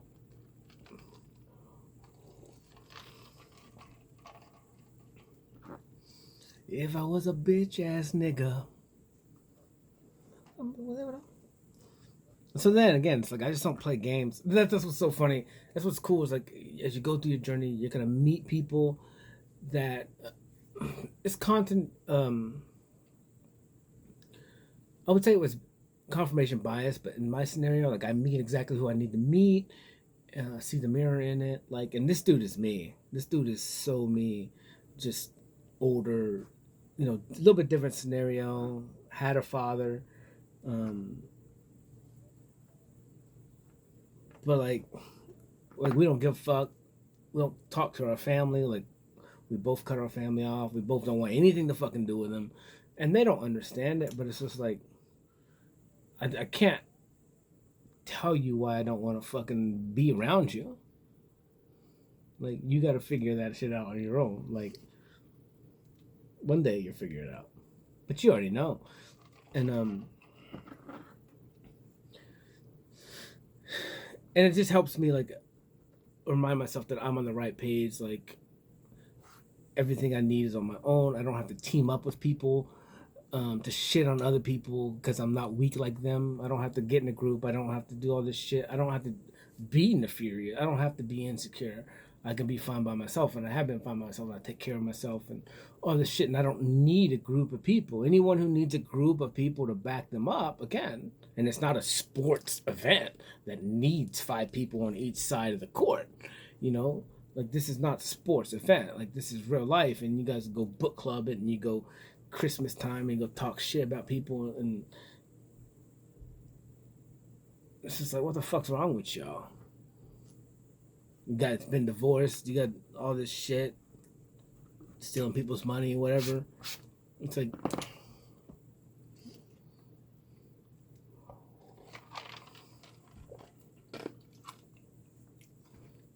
I'm good. I ate a mustard packet. I'm good.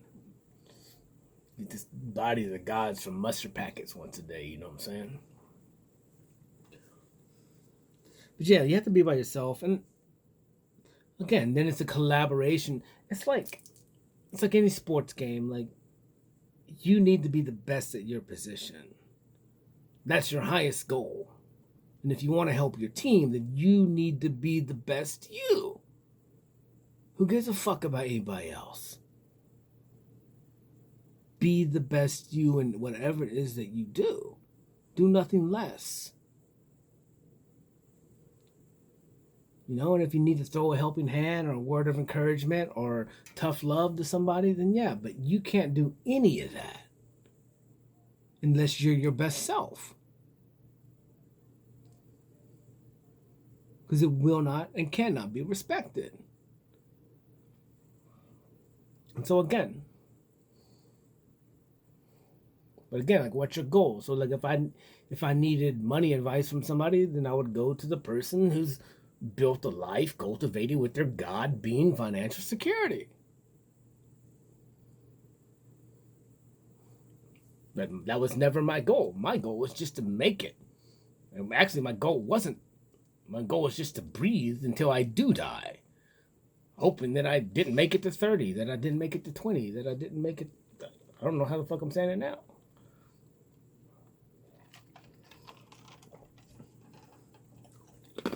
But now it's like, but that's what's so crazy is like before, I lived that idea of like, I thought I was never gonna make it. I was hoping I was gonna die in these weird ways, and some jealous, scorned lover.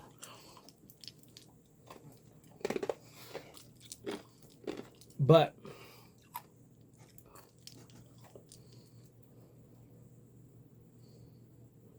it is what it is. I have really high up people that thank you for the protection. Thanks for the security.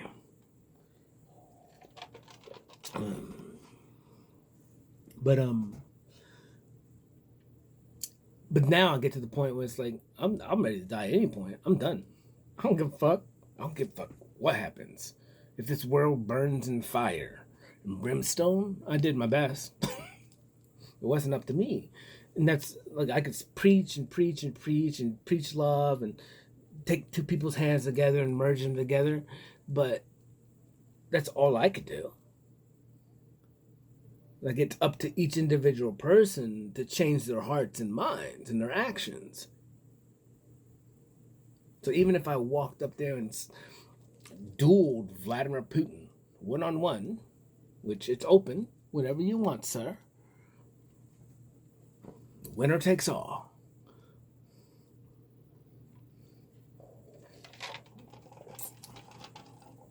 Like, what would that do?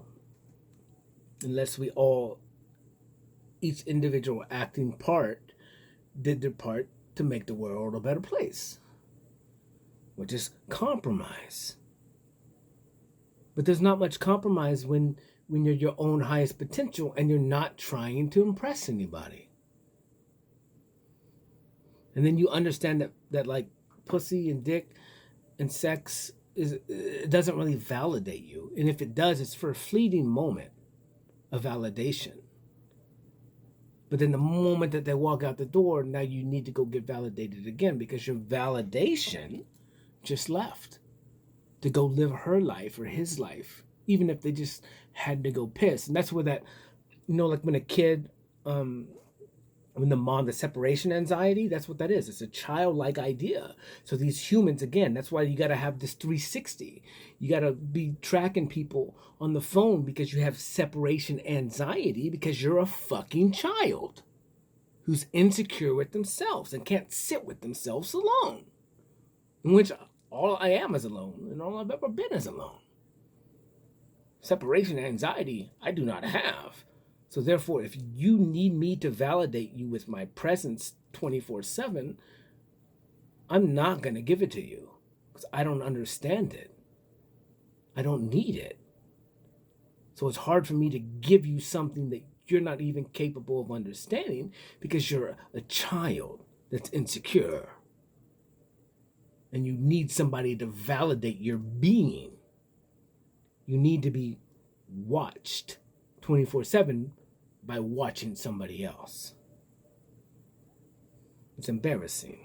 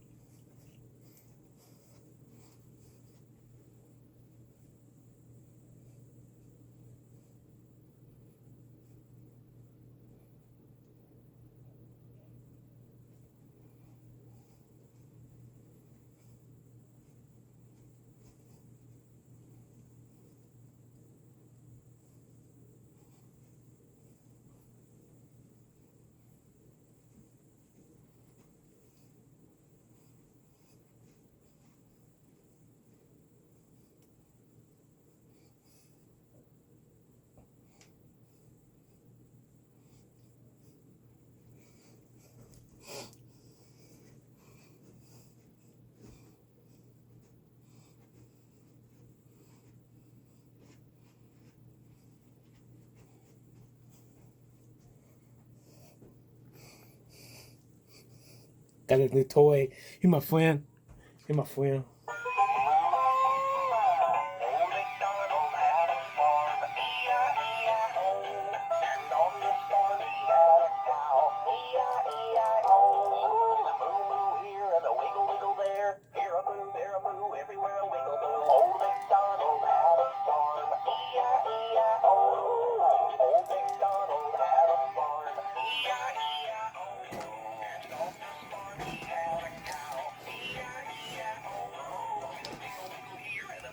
So this is my hat. This is my crafting hat. Like when I'm crafting, I gotta wear this one. You know what I'm saying?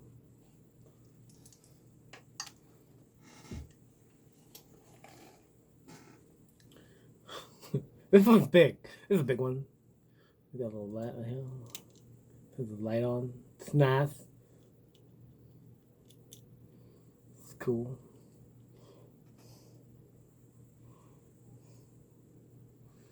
So nice. There's another one. Obviously Tommy, the Green Ranger, but I'm the white one, so I'm the White Ranger. We got Pikachu, which is max level, at day one. He's actually max level day one. Let's see. Include It was cool. Like he could swing up whenever he wanted, but it got crazy. And then obviously circle, triangle, square. All you need to know in life, because you're X.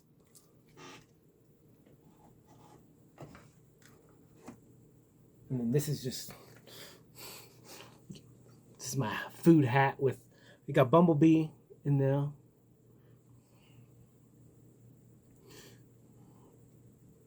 Optimus Prime. And then obviously, the things that I like to eat the most. Sushi, tuna fish, seared tuna, so good. And you gotta have plenty of wasabi.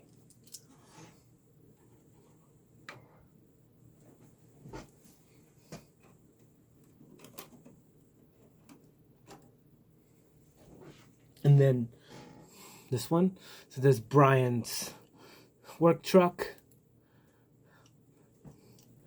This is Evo.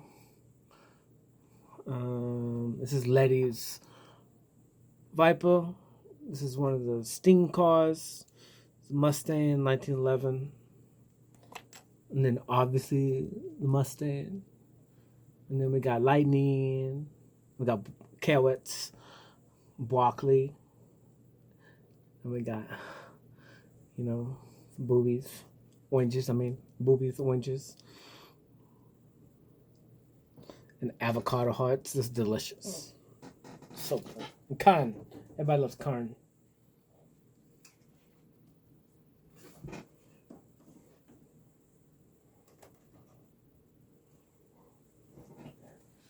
And then here, another one.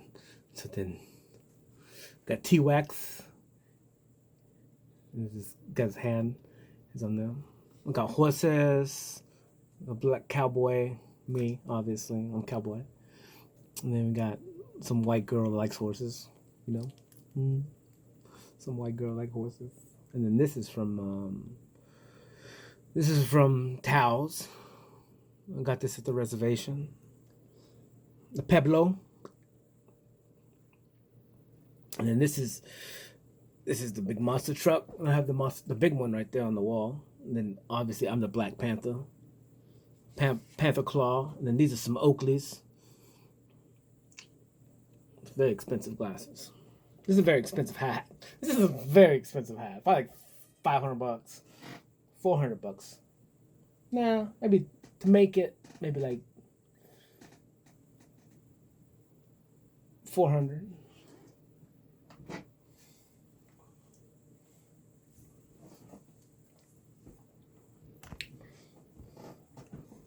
Oh, and then I got some crazy stuff over there, and there, and there, and there, and there.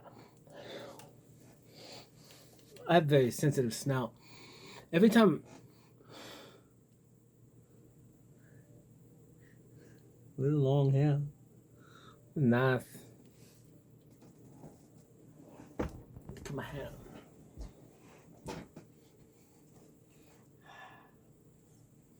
Nobody. So fun. So that's good. It's fun, and I'm pretty boring. I perceive. I'm a pretty boring cat,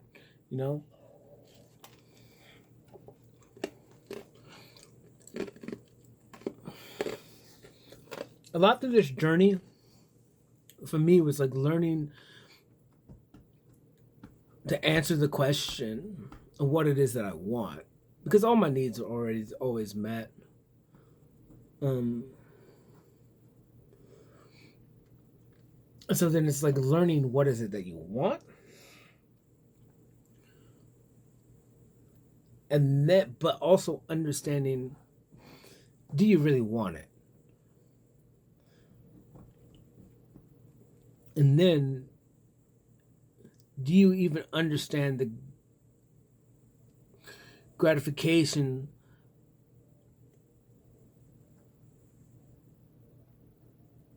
and the reality of what it is that you want? And then what it is, if you get what it is that you want, do you really want it? And then what does it take to keep it? or to obtain it. And a lot for me would be like, um,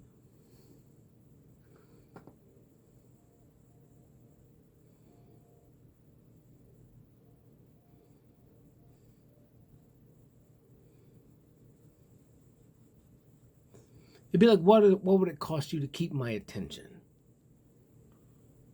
And then you could project and perceive that it would take this, this, this, and this to keep my attention, right? But you're projecting that idea. And so, I mean, I could be projecting that idea too. So it's like, again, I'm boring. I come home, I paint, I create, I go out into the world, I get materials that I need, then I come home, and then I'm here, right? And I spend time with him, whatever, we'll go eat, watch basketball, sports, or whatever. And even though I'm not, I don't even really enjoy, I do enjoy it with him. But if I was to choose on my own what I would be doing, I'd be doing this. I'd be with myself. So it's like learning to divvy out that time of that compromise of like, I'll spend time with him, I'll watch movies with him, I'll watch sports with him, I'll go eat with him.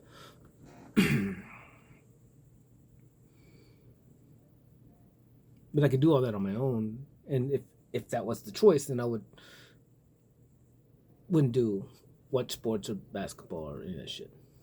As I sit here and I don't watch anything, I literally just go on YouTube and just like watch Bait Bugs and then just scan the pictures. Like literally, I'm just scanning pictures and ideas, like with words. And it's just like, and then I'm play a game or something. Because I'm done with information coming in. It's just sparking me and then what it is that I'll create from such. So I'm a pretty boring guy. I want to play video games. I want to play Call of Duty and stuff, but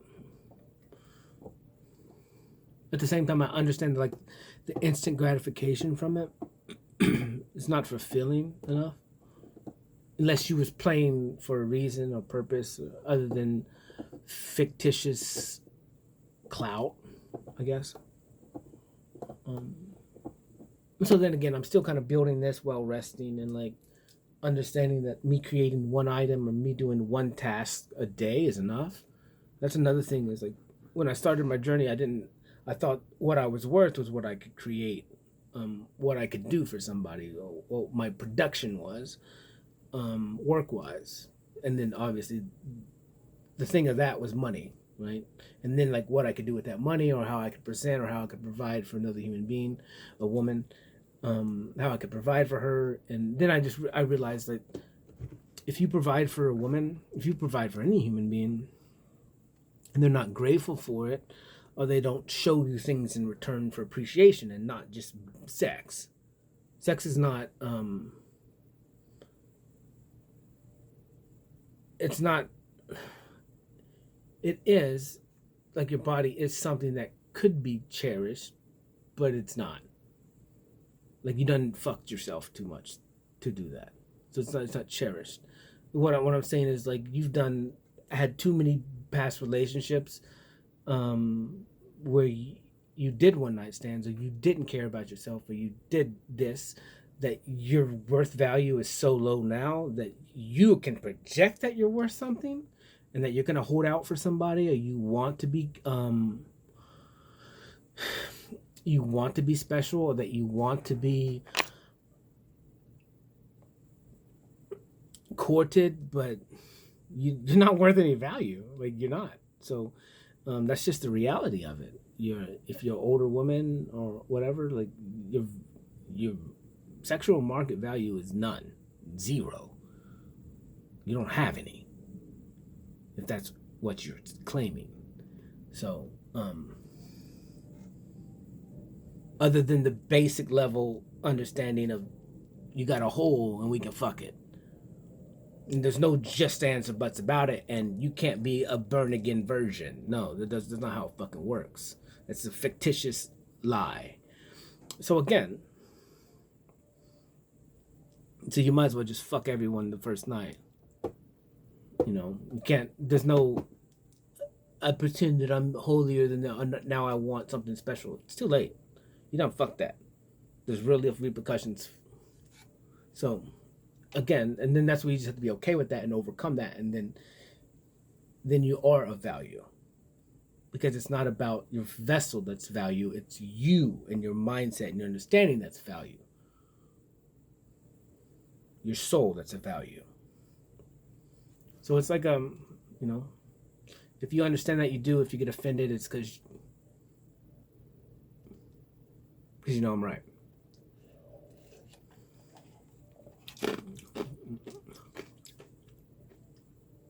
So in even in the concept of like a woman that only does anal and doesn't have sex in her vagina,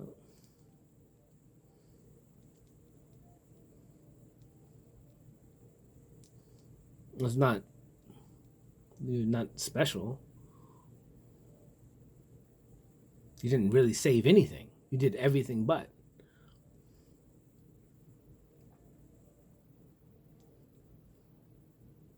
The whole's a whole. So again, just be real with it. You might as well just done the whole thing in the beginning the first time. So again, to each his own, but it's your own delusional mind. Again, humans justify everything that they do, and either you have shame and guilt on it or you don't. But you cannot be mad when somebody else looks at you and goes like, I don't accept your worth. I don't accept your value. I accept you as you. But you can be the queen of my double wide trailer. You can be my porn star because you already done porn. You know what I'm saying? Now, I'm not degrading porn or a porn star. You're doing that to yourself. I'm just stating fact. You can come to be the queen of my double wide trailer.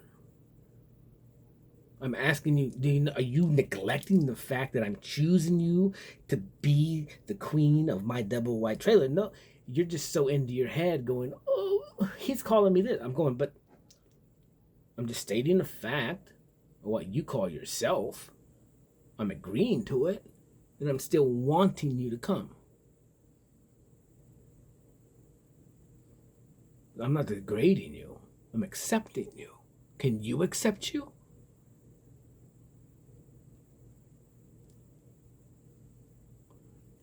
So again, this is that you have to be okay with everything that you've done or everything that you are. And that's the worth. And understanding that you hold the worth. And then at the end of the day, everyone wants a porn star. Everyone wants that. And anyone who says otherwise is a liar. Everyone wants to feel worshipped and wanted. And that all that attention and focus and force and energy put on them.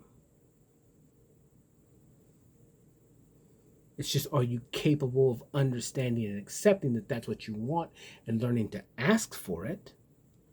Or do you want to manipulate and trick and gaslight and go into situations where you understand that people are going to treat you like that? And that's what you want, because that's what you think that you deserve. Or you want to be treated that way because you want to be treated that way because it's how you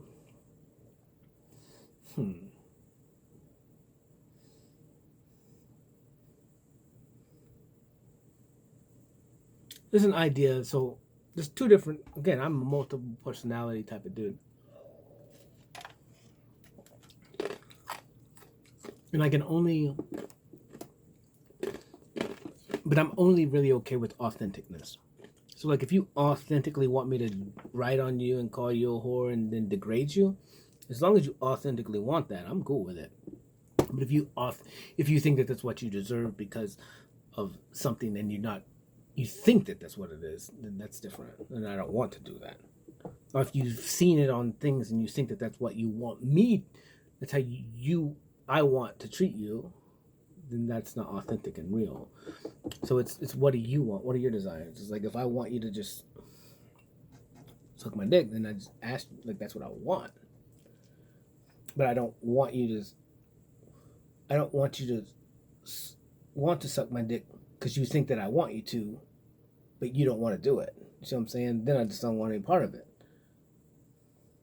It's what it's like, that authenticness is it's a taste, it's an energy. And so if you're not standing in it, then I'm just gonna be like,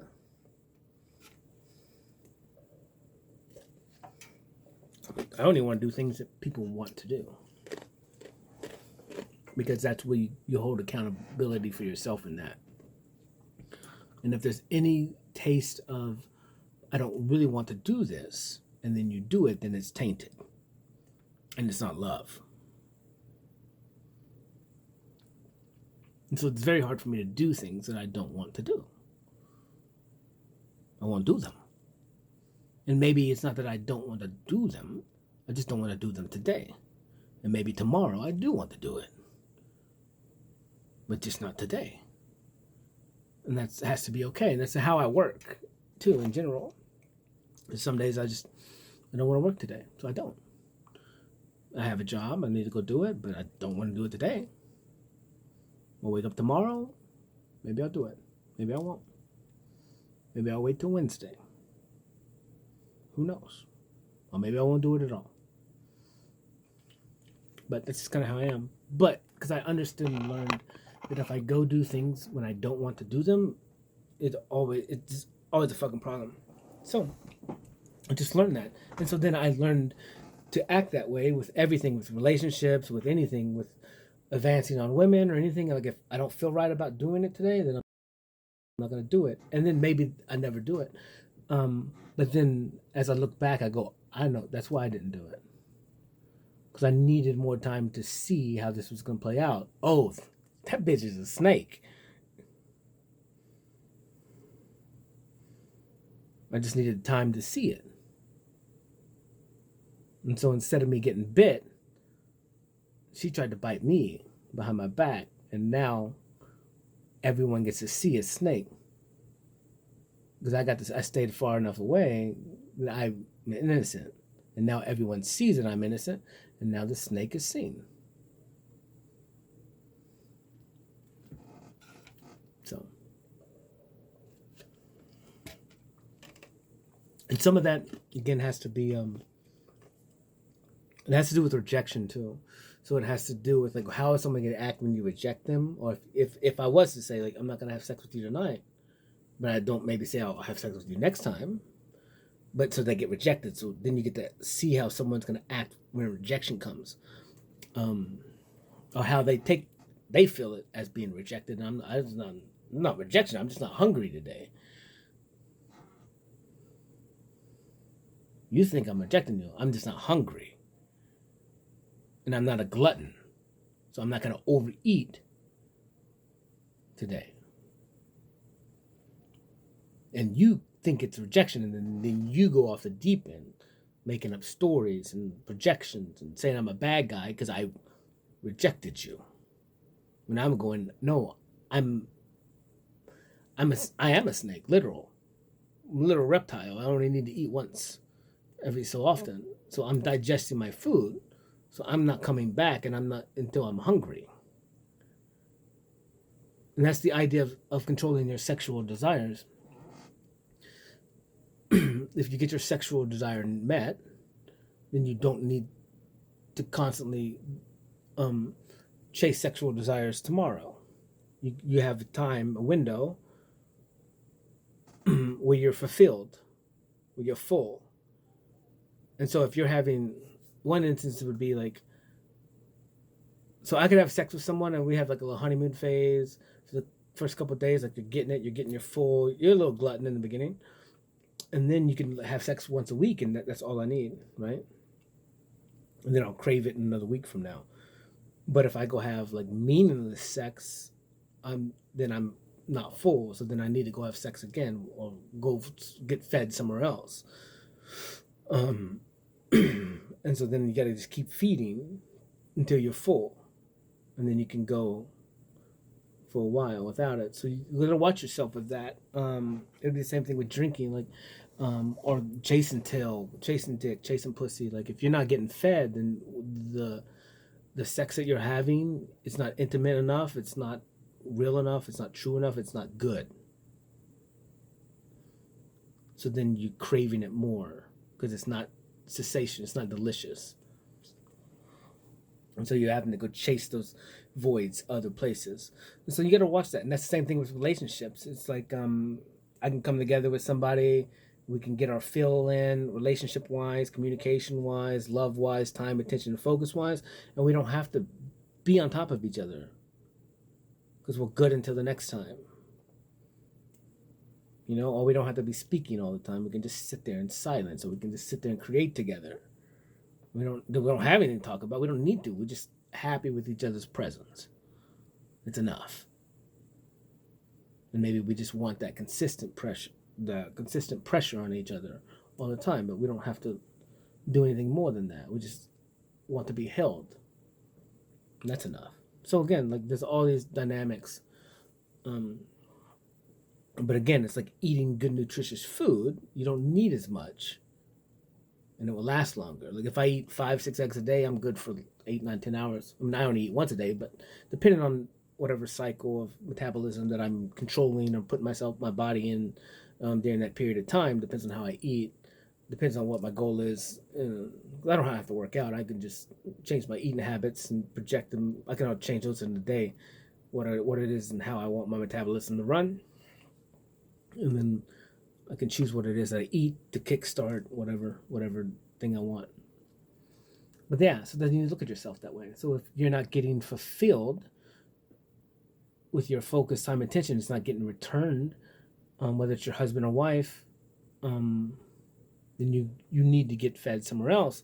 And that's again where the husband or wife dynamic comes into play. Maybe the wife feels ugly or she doesn't feel appreciated.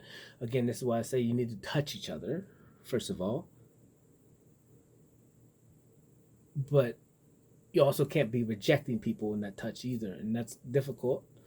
So that's where you have to communicate, because like my body will sometimes be like, I don't fucking want to touch anybody. I don't like to be touched, but like I need it. So then you need to be able to communicate, going like, my body doesn't want to touch, but I need you to hold me. And yes, my fists are clenched, but if you hold me long enough, if you're capable of it, I understand I'm difficult. Then at some point I can relax. I can surrender. My body will feel safe. But I have trauma from the people that were supposed to love me who didn't. And from the people that were supposed to, treat me right but didn't. That hurt me physically and emotionally. And it comes into my body and comes into element. So now I'm always having to protect myself. Even if I love you. Even if I trust you, even if I'm not scared of you. But my body is still having to be in fight or flight because of them, not you. And so as much as I want to physically touch you or be all over you or whatever it is, to show you affection, I'm not capable of doing such right now unless you verbally command or allow me or communicate to me that you like for me to touch you, and then I can touch you without, because I have to kind of go against my body and my programming. Well, I want to play grab ass and whatever,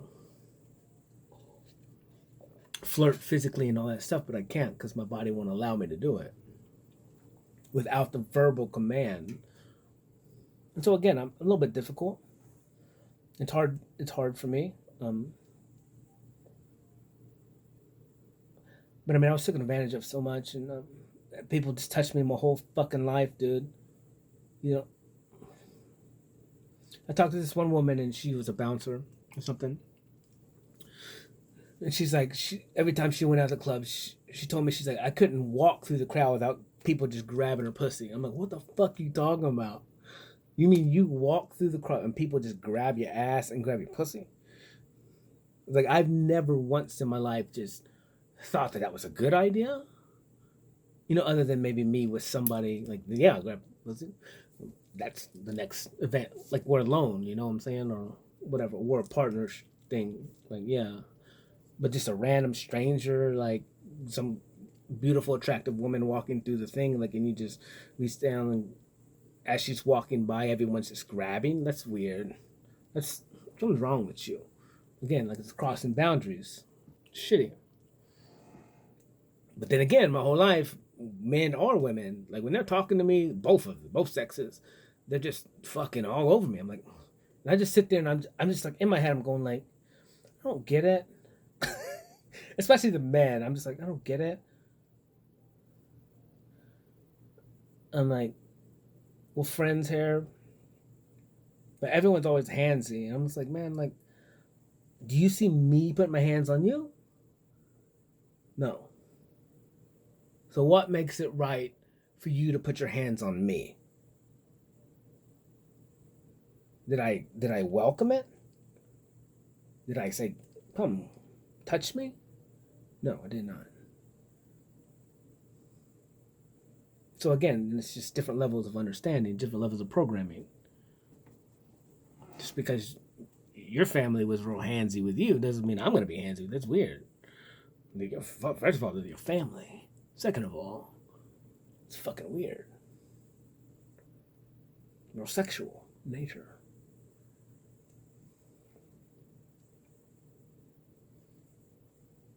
Again, in the idea of what can you give to somebody, the only thing you can give to them is your body.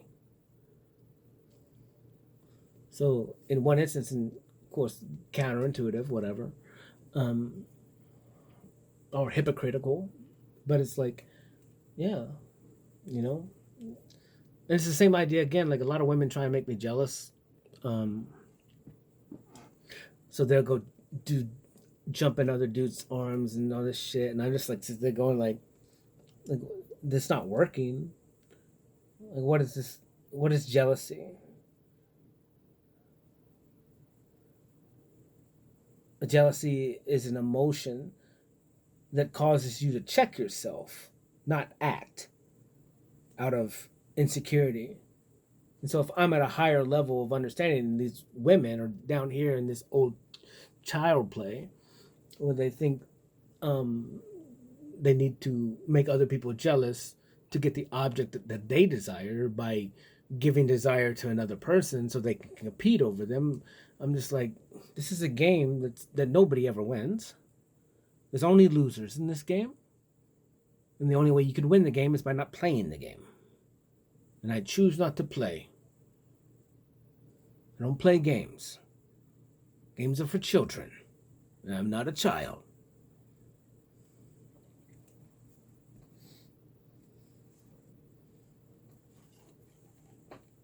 I'm not a child at all. I'm just a man with really cool hats and some shit. But again, so that's the idea. It's the paradox. The paradox of corporate America. Everyone's competing. Everyone's giving each other handies behind closed doors so they can work their way up to a higher position so they can gain more money, gain more notoriety, so they can continuously go to pay for their lives of expression, of alcoholism, and Sunday night football, and going to the strip clubs, and chasing broads and hookers, staying high, working till Friday, so they can just be blacked out the whole weekend to make up for the soulless life that they lived Monday through Friday, 9 to 5.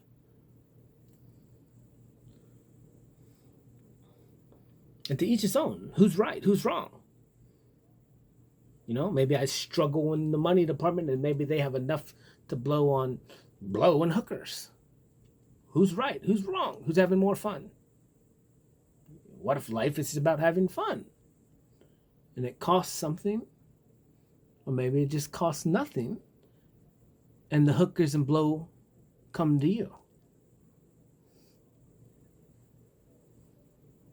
So I don't like blow. I like blow pops. They're pretty good. I like the grape one. Grape blow pops pretty good. But, you know what I'm saying? So it just depends. And then if you don't need that thing, so what is the thing that you would make you happy and does less harm on you? So to be sober minded, I've been sober for a while.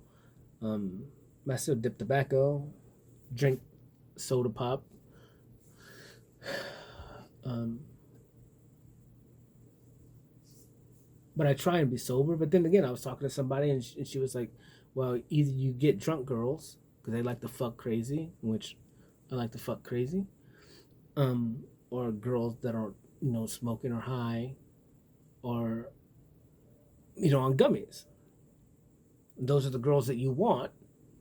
I was like, "No," I was like, "Those aren't the girls that I want. They may act that way because they can't do the acts that they want to do sober because they have shame and guilt." And I'm going, "You need to be Bonnie Blue sober. That girl's ahead of the curve. She's getting her needs met. She's getting what she wants. She enjoys it. Is she dead-eyed?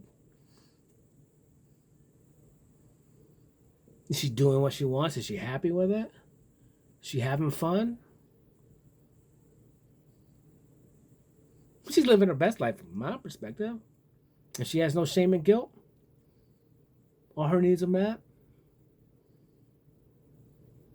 I don't see a problem with it. Who's she hurting? Nobody. If anything, she's grabbing life force from everybody. So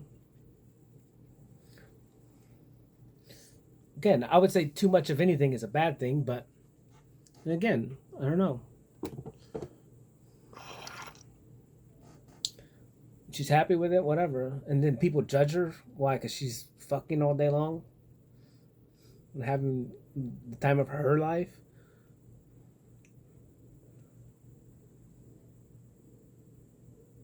Again, yeah. And two consenting adults are agreeing upon it or whatever. So, yeah, again, these are things that you need to look at. And then who's to say that you can't do that or can do that or not allowed to do whatever it is that you want to do with your own body?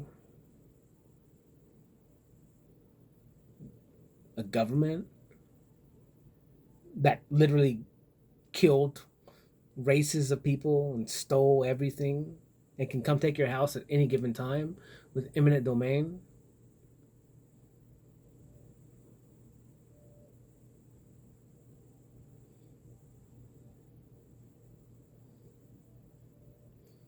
And who are they? Who are these people? Who gave them the authority? Did you? Did you even consent to this? Did you do it in sane mind to allow this stuff to happen? Or can we prove that you guys have been brainwashed and under the influence, under the propaganda of psychological warfare since the beginning and the invention of radio, microwave waves, the TV, black and white, color, now the phones? So in all reality, in any decision that you guys have made, America has made, anybody's made really under the influence of a government, has been made in under the idea of insanity. Because they're not even your own thoughts. You look at the Amish and the things that they've done without those things and their simple lifestyle.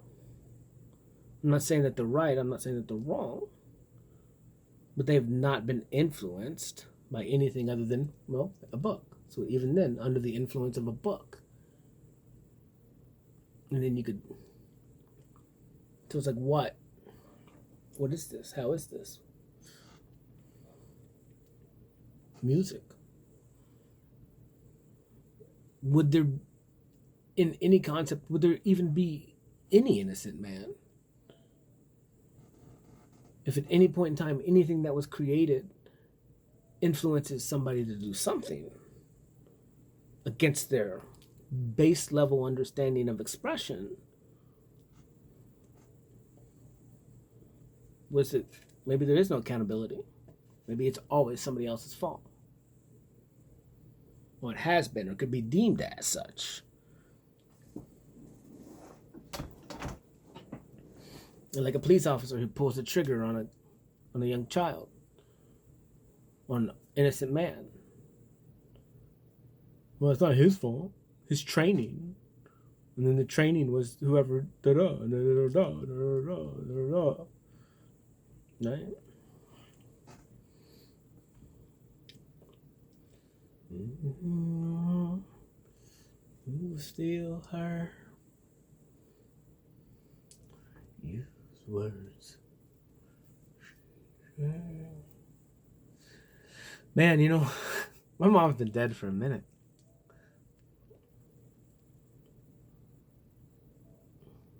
But what do I miss?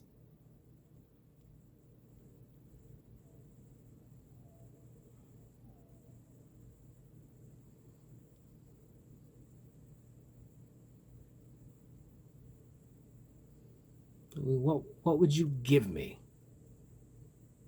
What have you done to make me miss you? Anybody? Think of that.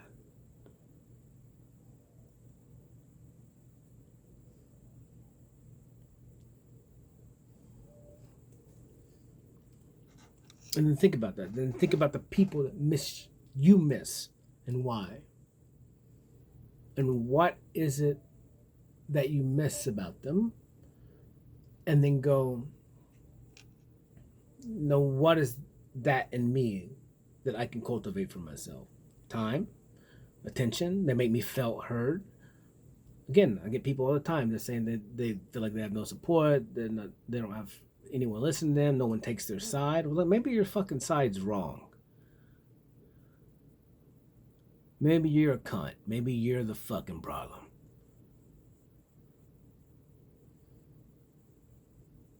Maybe you're extra. You know what I'm saying? Maybe. Maybe you're living in this fantasy fucking world, projecting and trying to control everybody else to get your fucking needs met. Because you're nothing.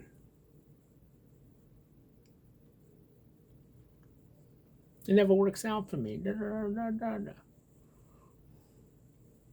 What's the common denominator? You. And whom you choose. So fix yourself. And then you don't need anything else from you. And then if you do, you can get it again. It's extra until there's no expectations. You can be patient. You can be the greatest fuckboy ever. Because, yeah, sure. Ultimate goal is to fuck. And then leave. Unless you're worth me staying by being authentically you. Interesting. Driven. Create from yourself. Not be everybody else.